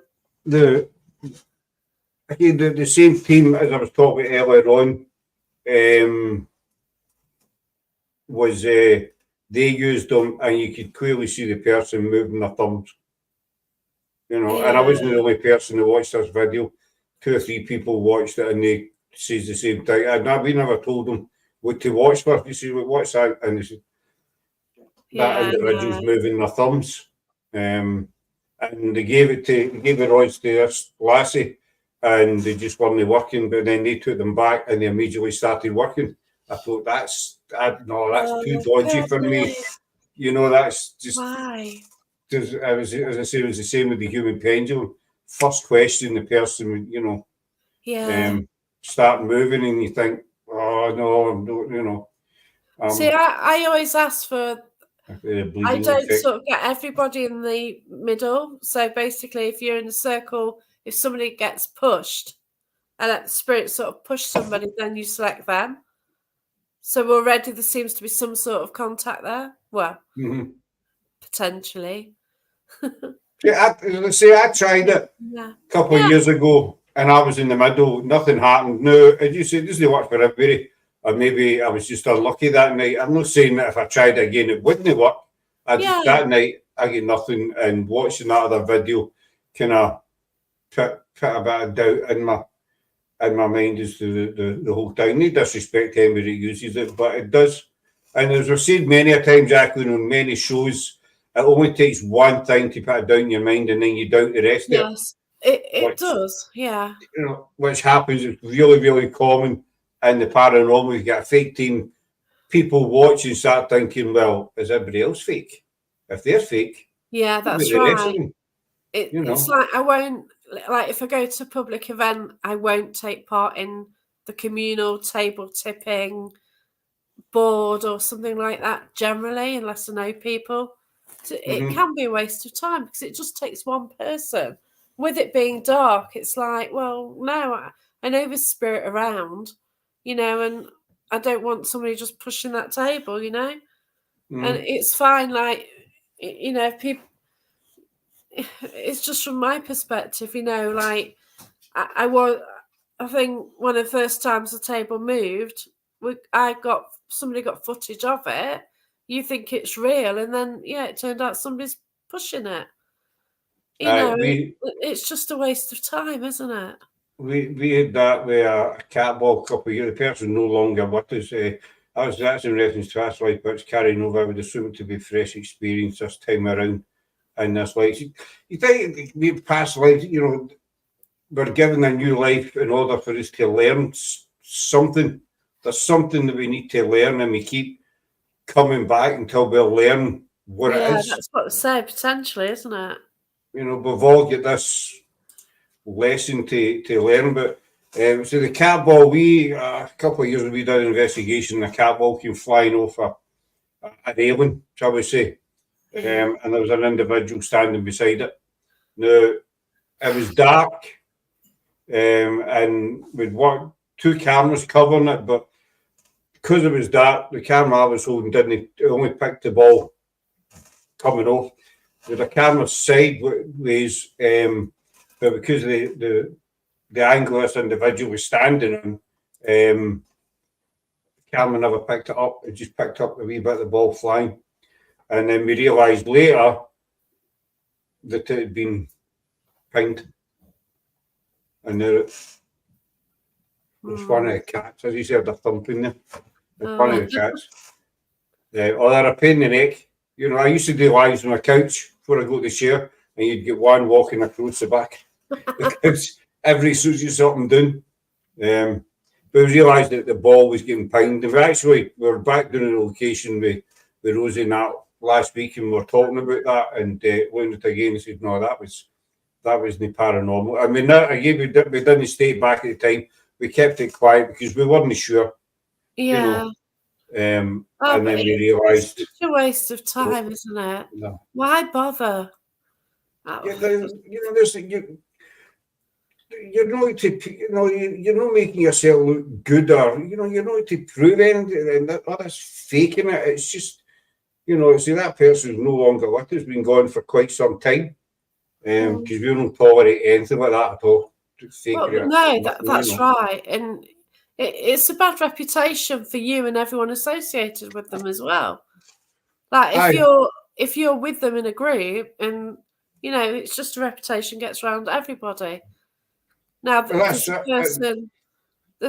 person I've met, and I've sort of mentioned them.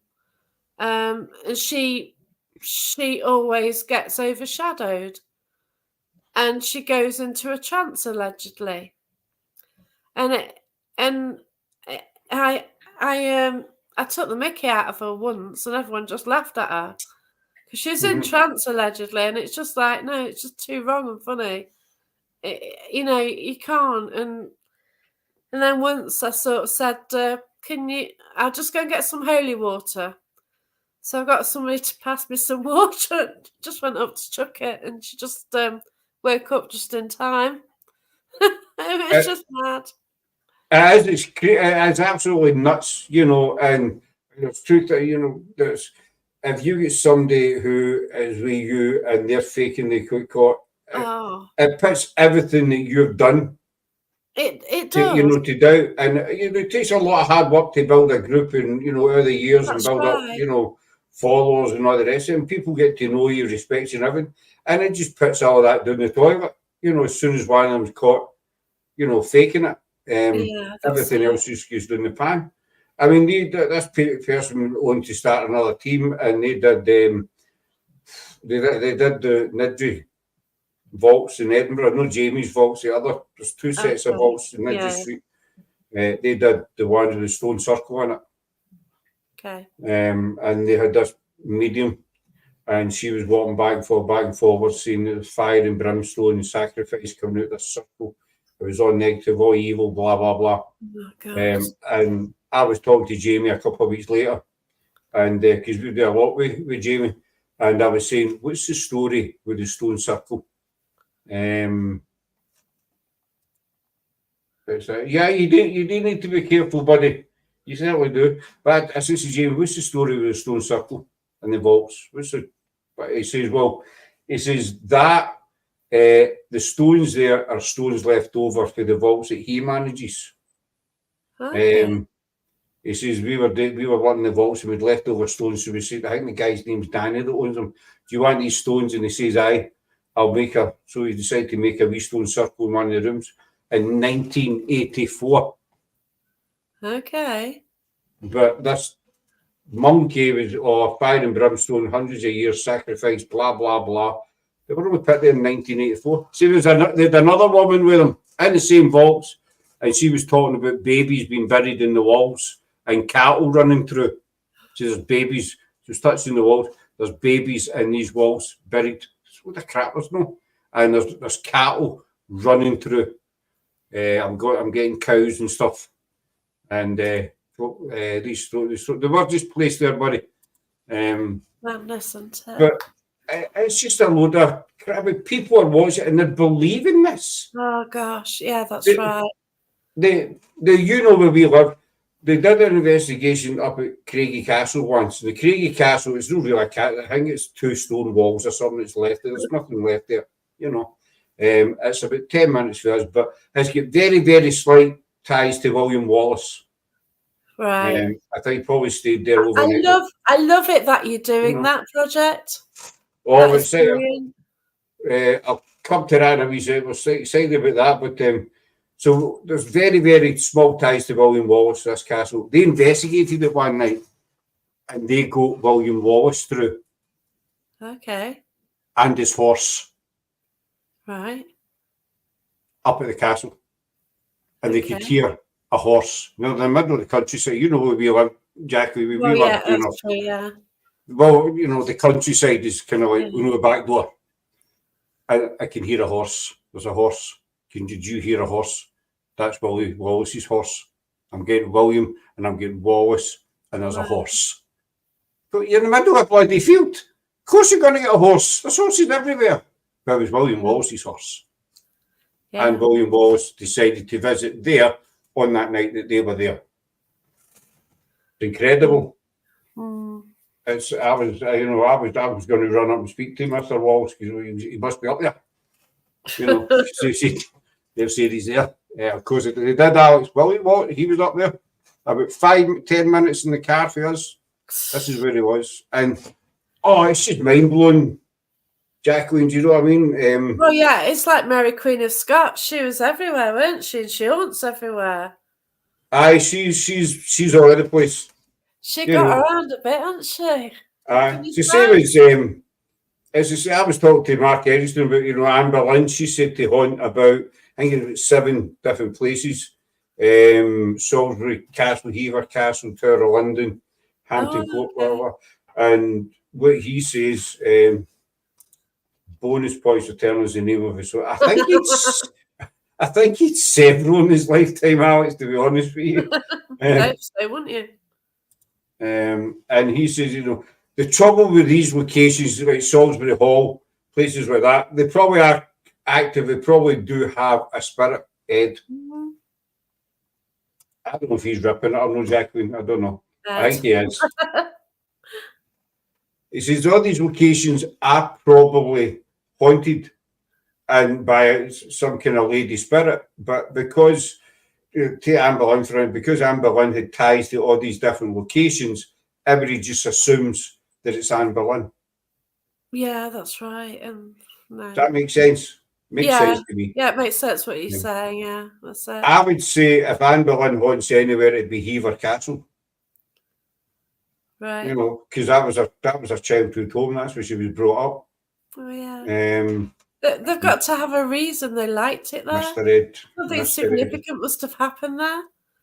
You know, and like, you know, they liked it there, you know, or as you say, I mean, take Salisbury Hall, for instance, there's meant to be a lady haunts there down at the gates. She's the spirit of a woman who fell in love with a guy, I can't mind the names, but I've covered it with Simon Entwistle. And he's amazing.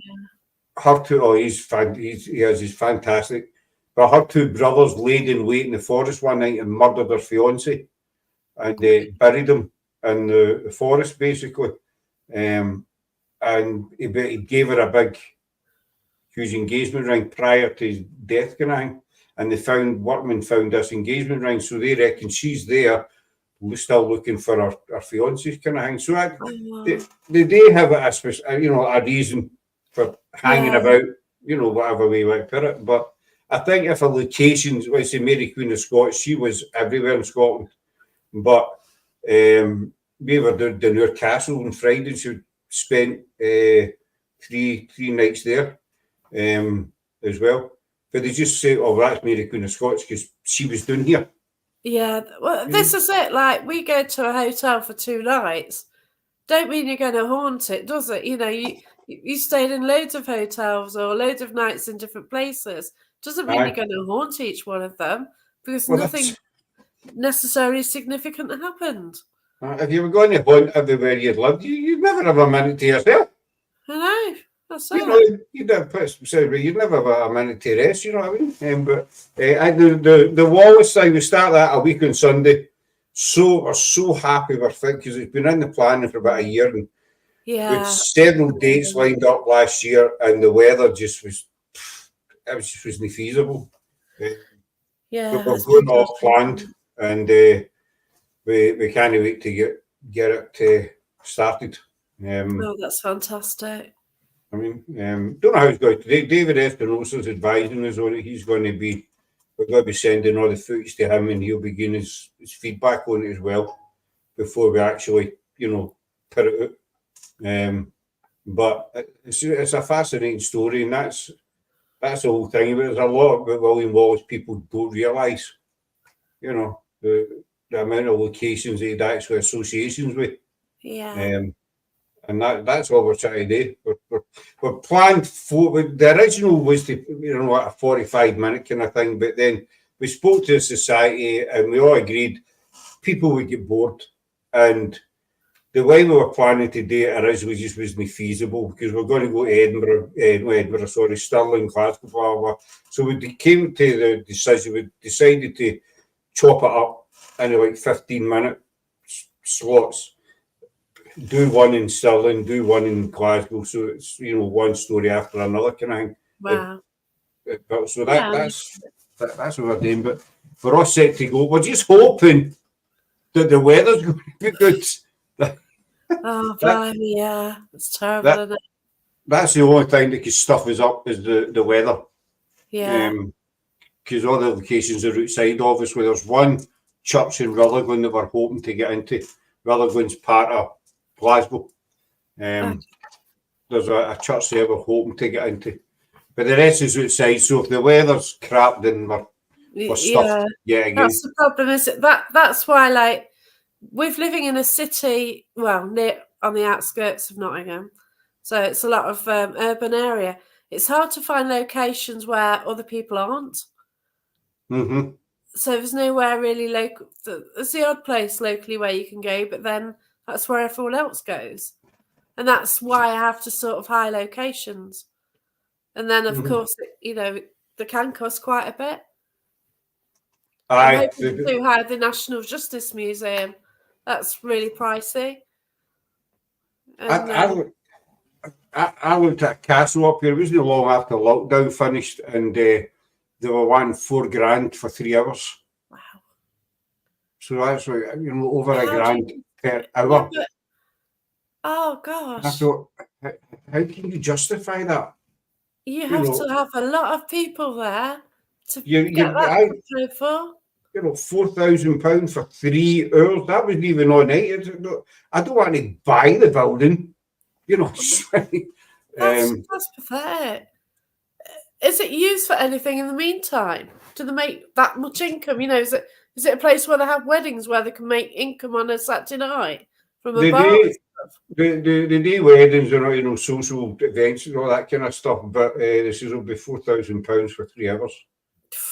No, that's just not even thinkable. But if the weather's nice here, or dry even, we'll go for Yeah. dry. Oh You yeah. know, Cold doesn't matter, does it really? It's just aye. dry. No, Alex, it was. Oh, I can't mind the name. I'll remember the name. It was there, the east side of Fife way somewhere. The east coast way somewhere. Can't mind it. It was just after the lockdown finished, and that was when Yeah. 2021 or 2021.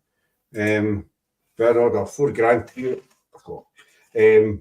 But if the weather's dry here, we've got Loudon, which are really fortunate to have landed there. Yeah. And we've got Dunure Castle, we've got Dalcahan, we've got Kilwinning Abbey, that's where Alex is, he's for that area. We've been down there a few times. We were down there last week as well. We did a wee nighttime walk round. So there is locations here that we can do that are totally free, which we love because we're Scottish and we're pit-fisted. Aye. But you've got less chance of some idiots arriving as well. Because if we go to a location, like last time I went to one location, I arrived, the three of us, we arrived, then some urban explorers arrived. Well, you're standing there and two people are walking up to you and thinking, all right then, how's this one going to go? Like, shall we explain what we're doing here?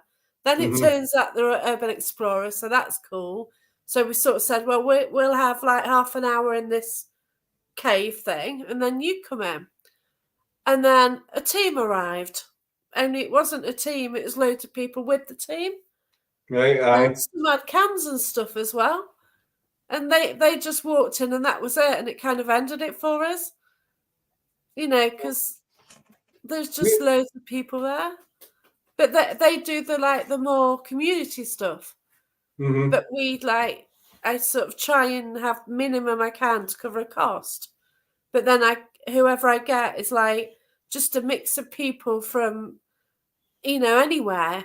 Like they're in this group and they'll just come, and if they're around, they can, that just I get the cost, divide it by the least number I can have place wise to make the cost reasonable, and that's it.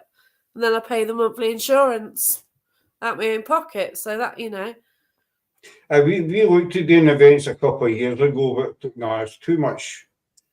But these are all private. I'm not, I mean, I do public events. I host at public events. Are good. But then I like to play. I like to do things at public events. Like I like working with energy.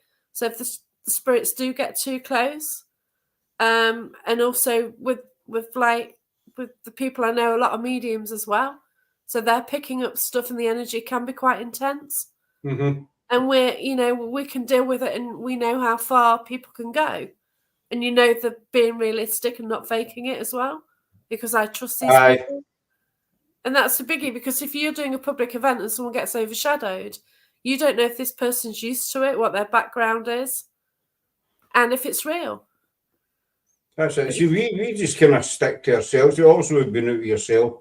We do a lot with Spig, Will and Cat for exposures. They were over a couple of years ago, and then with Rosie, investigating last week. But idiots and that, we've been lucky so far.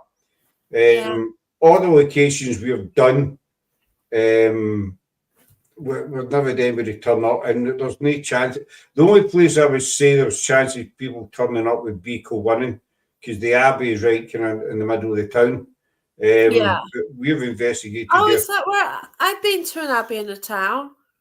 And you people you kept done walking through it. Yeah. you've done Kilwin and Abbey. You know the visit there. There's one before. Yeah. Yeah. Um, but you get people walking through, but we've not had that yet. We had a young couple turn up at Loudon once, uh, Yeah. but they came over. Laura started talking to them, and they ended up coming there and joining in with us, because they were sort of fascinated. But we've not had any ideas so far. I used to run events because it's a bit problem was they took away the part Yeah. They for the are. They are events and so investigations different. and miles. See, I've asked that before people who do events. When you're doing the event, obviously you've got people there, you get guests there who have paid to come. And so you need to sort of focus on them. Does that That's interfere with the right. actual investigation? Because you know yourself, you go for an investigation and you can be 100% focused on what you're doing. But if you've got people there that paid, you're kind of focused on this, are they No. all right? Are they having a good night? All the sort of usual bits that go with it. You've got to include. You've got to include them. You've got to do like group events. Mhm, Where everyone can take part. Like when I do it, I get the table tipping going. Personally, I don't do it myself. I don't do it. I know that's the existence of spirit, and sometimes it can really work out. Like there's a good time. I was at one of the schools in Long Eaton, which was Haunted Heritage, where they were based at one time, and it was a school with a long corridor, and it went off to there's a left turn. So we're doing table tipping, and it seemed like the table was being used by a Zimmer frame. It was gentle, and you could feel it moving like that. But then something else came around, and it was stronger, and you could mhm, feel the difference in energy. So even if people were pushing it, it was totally different. So you knew it was spirit interaction rather than you know what I mean. It was uh, more obvious that it wasn't humans.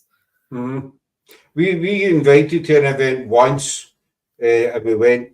I'm not going to say who or where, but we we got told that there was an event, so we went. We turned up, and there was other people there, but the people running the event, we couldn't tell who was who.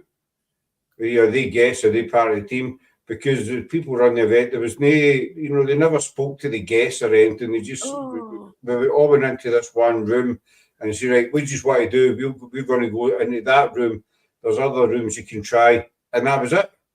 And it was mm. meant to run to about 6 in the morning, but we ended up leaving about 1 o'clock or something. We were sitting, there was a wee room with chairs and that, and so we ended up sitting in there thinking, this is, so we ended up just packing up and heading home, Yeah. but it was just an absolute shambles. And the people, the guests, they'd actually left. All of them, I think there was one, maybe two left by the time we left, but everybody else had just buggered off, Wow. Yeah. and it was just an absolute nightmare. It was just, and they say we left about 5 years early. Don't you know what? That's a crap. We're Oh, not it is associated so with this. difficult managing people. Mhm. They are a complete nightmare. They really are. Like there was one event where it was actually a public event, but they let me as a special favour take some people around. Mhm. And one person really wasn't happy with how that was going. And she says, well, I don't want to listen to them talking. I want to get on with it. We know what we're doing. And it's like, well, no, we are there at their event. I made it perfectly clear that this is a public event. We have to stick within their times, even though we were given a leeway. So we had an hour somewhere, but we could actually run into the break to make sure that we'd be in the next bit, at the right time. We could do that. We had that leeway. So we didn't Mhm. have to leave, and that was great. But you still had to run to their times. That when we were investigating, we could do it our style. So we could, do the energy work or work however we, and it was controlled. So, we weren't sort of walking in on another group. They weren't walking in on us. And, there's some like mixed team events where you just get people walking around all night. And you don't want that either, do you? Which that sounds like with you, doesn't it? That's what happened with this event. People were just wandering about, You and can't have that. lounging. You've got to show respect. I mean, if I was a paying customer and I went to an event, I'd expect the person to be running the event first to kind of welcome you and, this is what we do, show you some bits and pieces. Yeah, health and safety, say, right, that's a big one. If you want, we'll split it. We'll take so many into one room, so many in another room with different team members, and you can try these out, see how you go on, and then we'll swap over. If there's any questions or anything you want to try, tell us, and we'll give it a go. But as Alex says, you need to interact with the people. They've paid money to go and see this. That's to right. Do that. I watched this other team at the events, and they'll get all the people in, and the people just stand there, and the whole team will be doing the investigation themselves, and everybody's just standing around the room. You can't. That's mad. Watching, and that's so-and-so, that's a K2 going off, right? Did you hear it? Aye. And it's the teammates doing it. In my mind, they should be giving the guesses that there's a K2 for you and a cat ball for you, whatever it is, give it a try. See what, but they, no. See, the way I see it, you're just there to like organise it and just keep it going. Hi, Jeanette. See you very soon. I'm investigating with Jeanette soon. I'm going to that weird shop in Nottingham. And good luck. Good luck. I was the third group to actually get in there before. So Charlene did it from Paranormal Hauntings. She went there twice. And then I think Lee Steer went, and then I went. And I'm sorry, it's a shop. That's all it is. But my gosh, the information we got through. It was so gruesome and grisly. We're doing Derby. I always pronounce it wrong. Derby Gal. Are you? January next year with Supernatural UK. We Jenny done. Okay. Her group we're going down there. I'm sure it's January. 25th of January rings a bell. Yeah. So I used to host there, so I got to know the spirits there. So we're good. Obviously, we've never been there. I used to host there for a bit. Yeah, it is. It's I'm looking forward to it. I mean, we've done Sherwood Forest, and we've done Sherwood Forest. Oh, Sherwood Forest is a bit of how that Felix's place, Richard. Aye, that's what Richard does a lot there, doesn't he? Yeah. He's known for Derby Jail. But he's still not get back to me. Hey? He's still not get back to me. Oh. He's totally hopeless with his social media, as you say. But I know. I will. I'm seeing Richard in a couple of weeks. About 4 weeks. I'll see Richard again. Well, see when you see him, tell me to get in touch with us. Because he did say to me, just email me and I'll come back on. But look at email him, he never answers you. I know. That night we had the one was really good. He's so busy, and he's not. Yeah, he gets loads of emails and stuff, and He was hammered by the time we finished our show. Because he said before we went live, do you mind if I have a quick drink? So I thought he meant juice or something. But it wasn't, it was whiskey. He's on the whiskey. I was talking to, I think it was Rosie I was telling. He had a glass and it was going down and down, but then the glass would disappear and it'd appear again and it'd be full. So I think it was that, So it is brilliant. It kept filling up. So we come near the end of the show, it was plastered. It was a really good day. So that big goal, is he going to knock her socks off? Yeah, it is brilliant. I've helped at the jail. I've sort of, I've been out a few times, had meals with him and stuff. But it is brilliant. Oh, well, it was a classic. I mean, the guy's brand new. He was really, really nice, really funny and stuff. But He was plastered with David Fitz. This is what I said when we came off. I was like, he's hammered. You know, See, being sober before it. the last chat I had, because we've known each other a bit now, and we just go on to totally different discussions, you know. So it's not about who he is. We just go off onto other stuff. So yeah, it's good. I think it was a couple of years ago now we were thinking with him, but no, you were saying it was Sherwood Forest. We did it with GSI. They were doing a Halloween special for Paraflix, and they asked us to go down and film with them. So we went down and done an investigation. Cool. We did a couple of infos with him years ago. He's a really nice guy. So GSI, we met them. I think he was a cricket club. Tennis club. There's a club there. There's a car park. So they said we'll meet in the car park. You know, so we turned up, and then they came and they said, right, where we go? He says, look, it's only 10-minute walk to where we're going. It's maybe like an hour. 10 minutes. Aye, 10 minutes. 10 minutes. But we're it's a big place. Oh, you're not kidding, though. Yeah, but that isn't anything compared to what Sherwood Forest was. So it went all the way down to Leicester.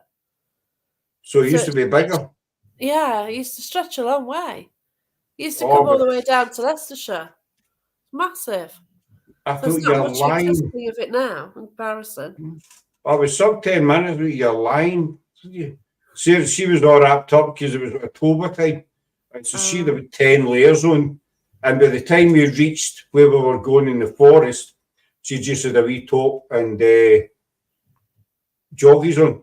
She kept taking her jacket and because I was lamped at Kerry and everything, do you know what I mean, with that, and the bags and everything. That reminds me of the salt mines in Poland. Oh, it was a fantastic night, don't get me wrong. It was really, one of the things that happened was that our camera was on a tripod and it just banged where it went. There was nobody about, nothing, it was just sitting, they just went right there. Aye, exactly, buddy. Philly, we want to say all this 10 minutes, my butt cheeks. You know what I mean? Did you find the tree? Did you get to a tree? Did I get to a tree? The major oak? No, they never showed us actually. Yeah. They never, because obviously the first time we'd been to Sherwood Forest. But no, they never showed us that. We're going back there in August. August, July. We're doing a wee mini tour of the south, so we're heading up to GSI. Says come see us on our way back up here. So we're stopping off there for a night or two. So that's where you are as well, and you're in Nottingham, aren't you? I'm in Nottingham, yeah. So we maybe bump into you then, my dear. I don't have a clue whereabouts in Nottingham this time, but I've gone out. I'm right near the centre of Nottingham. Well, so it doesn't matter. I'm right between Nottingham and Derby, to be fair. I'll find out because we're looking at campsites in Nottingham actually. Because we're taking a rumblings out there. There's Home Pierpont. But we're staying. Which is a water sports centre, yeah. Campsite there. No, I can hear a big rumbling. Can you hear a rumbling? It could be the dog. I don't know, it's just because your street's really, well, you know, your street's dead. You never hear anything here, you know. I've got a dog snoring. Rumbling sound. Because we're staying with Rosie in her house for a few days, and then we're going up to see Mark Edgerton. We're camping there, and then we're coming out. Also, we're doing London as well, and then we're coming out to Nottingham. So I says to John for GSI to look up some campsites. I'm still waiting the bugger getting back to me. Yeah, well, like near Nottingham, it's just the one I mentioned. Scotland's water sports, so it'll be right at home. Yeah. I don't get what he means that Scotland's is water sports. I like the Formula 1. Oh, yeah, I don't watch it anymore. It's a shame. You don't? No, because I don't have Sky. I don't have I'm not going to watch highlights. I used to like it when it's on BBC and they played the full race. But then they started messing around and putting it on 2 channels, and then you had to subscribe. Stuff it. Oh, I got my subscription for my birthday, so I'm a happy chappy. No, that's cool. What a great present. Yeah. Oh, it's best present you could wish for. All right, aye. Right, go you know, buddy. It's getting late. You know. So, no, but they used to be on Channel 4 as well, and they used to play it live, and it really got my nerves because of the adverts. So you'd miss 2 or 3 laps. Gosh, yeah, that's it. And then they always put adverts on the last couple of laps. Oh, no, that's the critical bit. Yeah. I'm a big Ferrari fan. I'm a major, Ferrari's my kind of team, so I've got on my back as well. And on the hand as we've got one. Oh, it's just so stupid what happened with Schumacher, isn't it? Aye. When you think all the years it was all the races and stuff, and it was a skiing accident, But we still don't know what's happening. It's just been a big blanket. No, it's very vague, isn't it? But he's not himself. He's not the person we knew, and they've sheltered him from everything, haven't they? In that way, the family's remained very, very quiet in the whole thing. For what they've said, he is recovering, but I think he's very, very slow. As you say, he's not the same as he was, and it was such it was a stupid accident. He slipped and hit his head in a rock. But it just means that you've just got to go out for things in life, haven't you? You can't put off, just go and live it and grab it because you just don't know. You don't, and you take these F1, they take their life in their hands every time we get in a motor, and the amount of times that he did it, and it was a stupid skiing accident that thinged him, but no, I'm you don't know the minute, buddy. You just grab every My friend buried her dad today, and he was only 66. He fell off, she found him on the floor in the house. It's just, it's shocking, isn't it? My granddad, he was he was a big Celtic fan, and he liked his I used to like Celtic, yeah. He stayed in Sandy Hills in Glasgow, and he used to go to the pub every Saturday watch the match, and he was healthy, totally healthy. Yeah. He went to watch the game in the pub, and he was drunk. He was walking home, and he slipped, and he hit his head on the curb. And they went up, took him to the hospital, but he was like, I'm fine, And about 2 or 3 years later, we get the phone call, he died. Just like that, head injury. But we took him in, he says, no, he was like, oh, I'm fine, leave me alone, let me get him. But that was it, gone, I guess that's why I do so much, because this retired business, it's shocking, isn't it? What do they want you to do now? Work till you're 71, for God's sake? Really? What is the point? Have they upped the age of retirement? Not yet, but they're on about making it 71. It's pathetic. That rumbling's coming for your end. I can hear it in here. It's for Doug snoring. Is that your dog?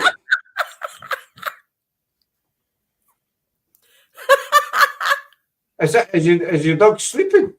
Yeah, is that?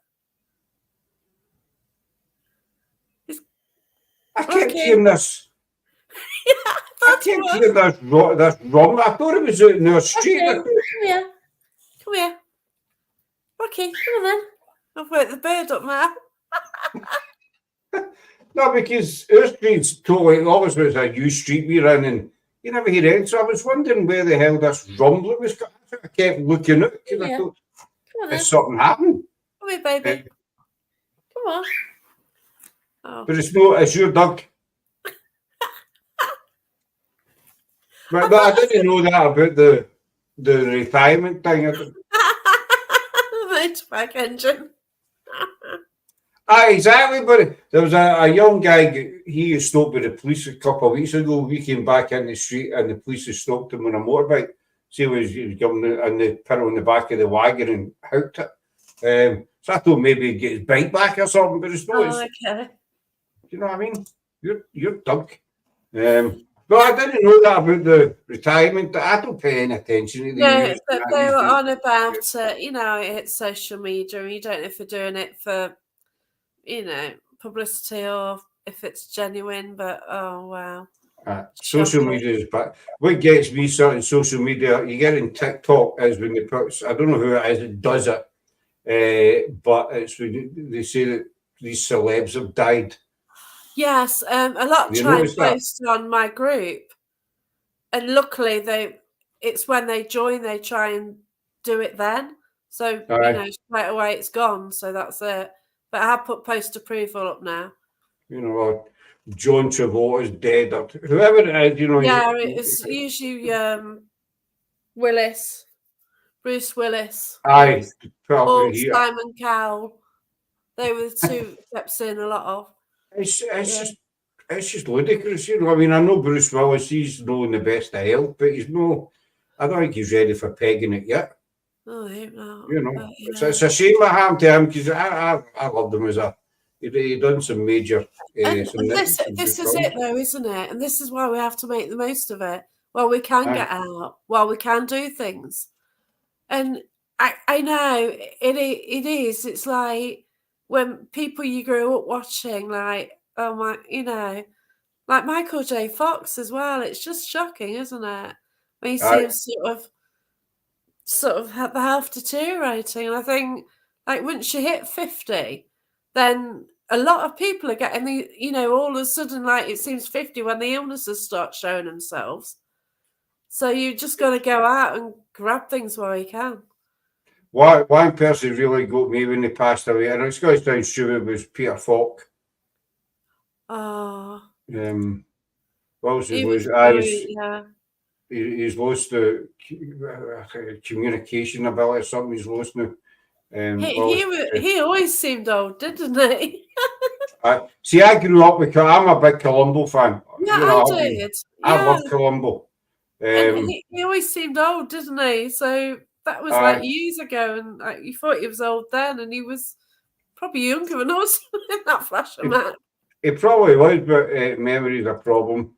It's a shame with Bruce Willis, it really is. But with Peter Falk, I grew up with Columbo, and I still, you know, I still love Columbo, and I don't know many times I've seen every Sarah. It drives Sarah nuts with it. I love that line. Just one more time. I used to love that, you know, because it must have bugged the hell, you know. In real life, obviously, would have bugged the hell out of people. And when he passed, I thought, you know, that's it was a shame when anybody passes, but Columbo, you know, I love my wee Columbo. It just shows how old you are, though, because it, you know, if that you remember them like when you were young, you watch like stuff like Starsky and Hutch, and then you see them and something happens to them, and David Soul, he passed on, you know. Exactly. He passed a month or two ago. I know, it's shocking, isn't it? Matthew Perry, that was a big list of them. Good, yeah, that was a big one, yeah. That was a major one because, you know, I think everybody loves Friends, you know, and I say I did. That was the perfect Friday night. Watch Friends, Frasier, and have a curry, you know. And then John Mahoney, he died. Yeah. Fraser's dad, you know. Oh God, yeah, Clint Eastwood. My God, yeah, my dad used to love him. No, I'll tell you who surprises me. Dick Van Dyke. All right. Gosh, really? He's 98 or something.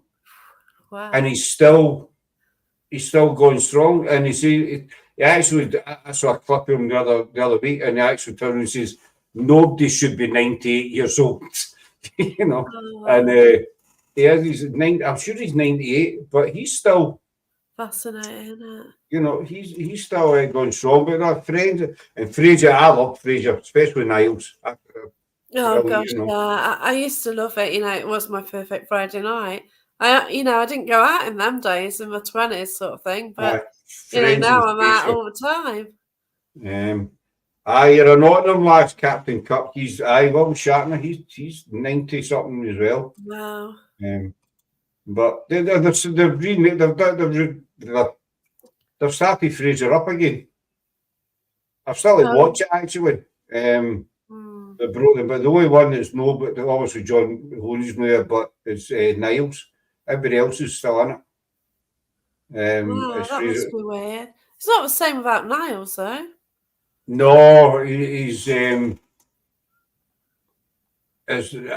love Niles. He's Yeah, that, exactly. They just complemented each other, didn't they? They both had their own little traits. Is that? And you talking about Glenn Michael's cartoon cavalcade? Glenn Michael died. There was a program on. It was a Sunday. I don't know who's got it doing there, but it was up here. It was a guy, and Glenn Michael's cartoon cavalcade, and he showed different cartoons. And if it was your, eyes talking about him, I'm sure Glenn Michael died.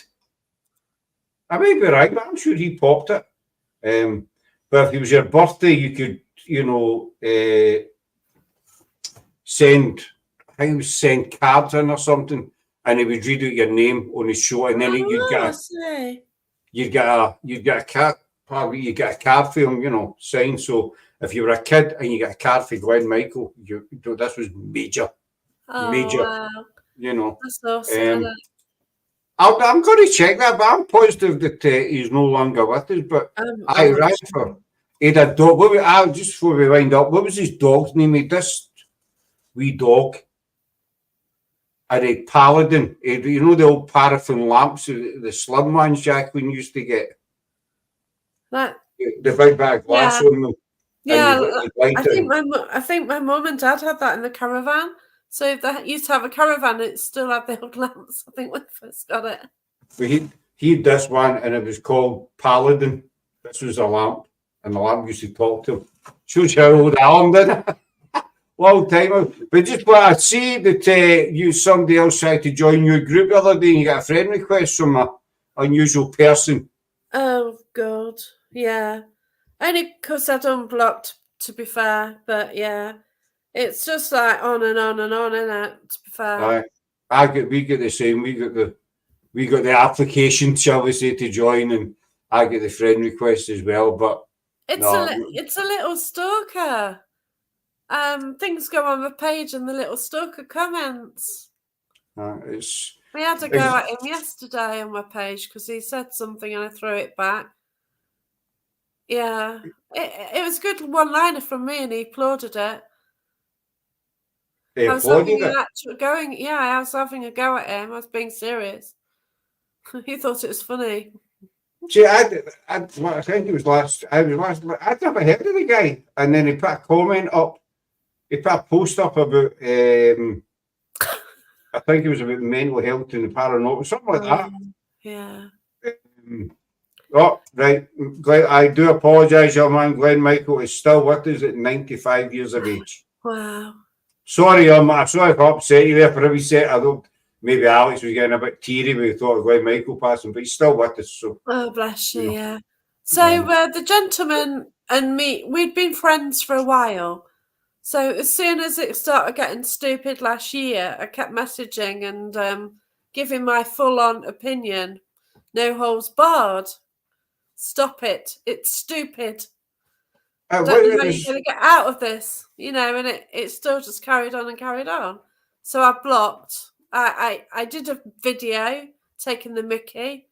It got shared onto his profile because he loved it. I was taking the piss seriously. I love that video. I was going to do another one as well. Yeah. It's so bizarre. It wasn't about the mental health. It was something else he put up about teams investigating. And he's actually had a go at me today, but I don't care. I haven't responded to that one. I can't be bothered. I wouldn't respond to the guy at all. No, I'm not. But I know him well. This is the thing, because I used to chat to him before all this rubbish started, As did It's just so bizarre. Somebody else used to work very closely with him, who he calls quite a lot. I know I've met people through it. People have contacted me. I've become friends with people over it. It's ludicrous what's happening, but people are sort of getting together because we're not tolerating it. No, you shouldn't tolerate it. We're not, and It's- that's it. We're just like we've all got a little we've got that little image what we've shared onto each of our groups and pages, just to show that we don't. Your opinion's fine, but no bullying and I don't know. That's all. It's just pure bullying. Just quickly for it. He put up with teams investigating or something like that. I can't mind, but I commented on it anyway. So we just go out and do our own thing, Yeah. And he started attacking us and you don't have a clue what he's doing. He's all idiots. And I thought, no, wait a minute, pal. You don't even know me. So I commented a few times back, and then I thought, no. And then I was tempted for a few seconds to actually get him on the show. I thought I'd love to get him on and rip him a new one. And then I thought, no, don't. The temptation lasted about 10 seconds. I thought, no, do you know what? No, but I thought, who the do you think you are? I'll mail you who it is, buddy. I'm not going to. He's actually tagged me. The first word was Paranormal Path. How many hashtag woohoo hunters are wearing their silly shirts and playing with stupid gadgets and wasting their time this coming weekend in pursuit of hashtag ghosts? I don't know what the guys deal, but he's wanting taken down an alley. He's trying to get publicity for himself. In fact, he's just like totally locked himself out of the community because we've lost all respect. I've had him on a podcast. I might actually share that soon because I bet his views are different from that than what he's saying now. He ripped in everybody. He's just, yeah. And it was constant. I remember it was one day, it was every 10 minutes, it was bang, bang, but it was something else up. And he was ripping that apart. And I thought, I'm not even reading them anymore because you're attacking everybody for no reason at all. See, for me, I'm not bothered. I know a lot about him because the people who there's quite a few who've come to me over this, and they sort of know a lot and how he does things, and it's not kind of what it seems and stuff, without going too far.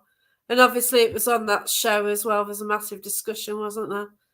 And he didn't put his camera on either, which was a bit... He wants putting down. He wants taking into a street and guys getting pummeled to death, basically, So what's that anyway? We just need pop community, That's basically what he's needing. But that's over 2 hours we've been on, Jacqueline. He needs to be quiet. That's all. He needs to accept other people's views. You know what I mean? It's I'm always like the community because just do your own thing, and that's what I do. I can't be bothered with it. I know what's happening in the background. I keep out of a lot of skirmishes because you don't need it. That's it. We're not here for drama. We're not here for politics. And he's he or she's doing this wrong and that right. God, no. Basically you make your own opinions about people. Like, it's awkward when you run a podcast, like you do it and you think, oh no, that person don't like that person. You think, well, it's their tough luck, if they fall out with you, then what's the problem? And you just find it happens, don't you? And it's... If you don't like somebody's group or content or whatever, they just scroll by. Yeah, that's it, And that's what this monkey should do. So just go and do his own thing. There's a team who I have problems with. Whatever, just leave them to it. I've blocked it. I've blocked the content. I'm not interested, I'm not, I don't want to know, No, and he's just a... And you just get on with it, don't you? You can't get on with everybody, but please don't go antagonising people just to what? Make your profile bigger, get known or what? whenever he gets attention, he's like a monkey with a balloon. You know what I mean? Just you know And that. then he's going to play the. Then he's going to play the mental health card. Aye, that gets thrown in the ring as well, He's doesn't going it? to be typing on the screen and say it's his wife. Aye. I remember that. It was meant to be the missus, but it was really, it's just thingy. But I think we'll wind up here because we're at 2.25 hour mark. Yeah. Jacqueline. Know what I mean? I've got to get up early. I'm actually working at Birmingham NEC tomorrow. So the first time ever I've been invited to go to Crufts Dog Show. So I'm actually on a stand there. So. Well, don't take that noisy bugger with you. I know. He wouldn't cope with the people. He's No. very worried about people. So, yeah, he's not going. Where can people find you? I'm on Paranormal Path. I'm on Instagram, Facebook. I'm on YouTube.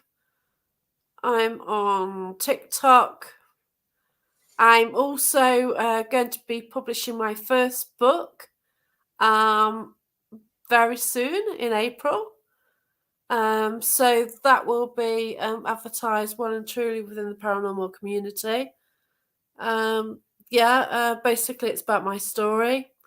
And I mentioned the past life regression and other things as well. And it's quite...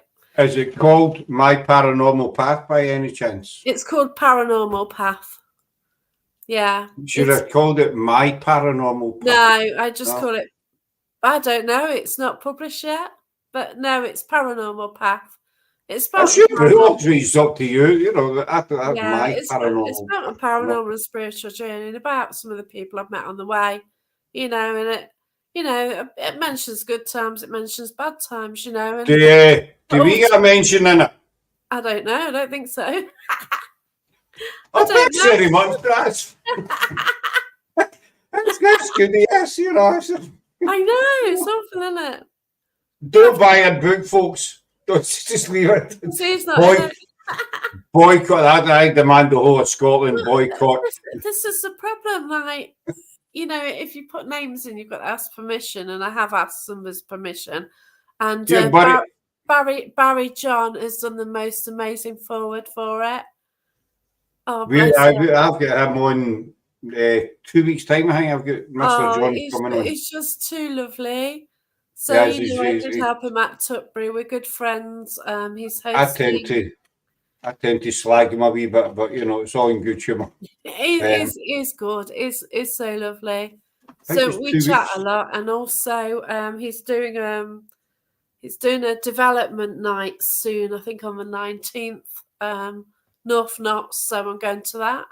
Mm-hmm. So I've done development twice with him. One like series of like meeting in a pub, and there's a group of us do development. We met like once a month, once a fortnight, I can't remember. Then when COVID, we did Zoom lessons.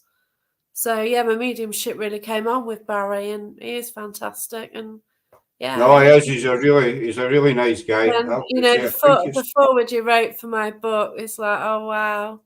Well, I'll give your book a look when it comes out. You. I'll no bother looking for your name because there's no bloody there. I know. But we'll wind up. We'll wind up here, folks. So we will. Go and check this lady out on Facebook, etc. But do not buy her book in Scotland. This is my thought, guys. I'm really kidding. Check her book. If Scotland gets a mention, it might do. Not you, though. All right. Well, we'll soon find out when it comes out, madam. No, I mean, I can still edit it. I'll take the name out now. So that's us for tonight. So big thanks to Jacqueline for coming in. You may be see her again. Oh, bless you. Thank you. No. Bye. And we're back on Sunday night with the Boo Brothers, having a quiet weekend because the Grand Prix is on this weekend. So all eyes will be on the TV over there. And we'll get back, Boo Brothers on Sunday night, and we'll get actor John Azuna's back on Tuesday night, and then a week of Sunday we start filming our Wallace Trail, and then the day after the walk we're filming the Wallace Trail Paulina, She arrives back in Scotland, so we'll be out that week filming in Glasgow with Pauline as well. So quite a wee bit coming up for yourselves, you know, so keep an eye on the page, and I'll keep you all updated as best I can. So thanks for watching, folks. Enjoy the rest of your week and have a great weekend. I will see you on Sunday. All right. Talk to you soon. Bye. Bye. See you.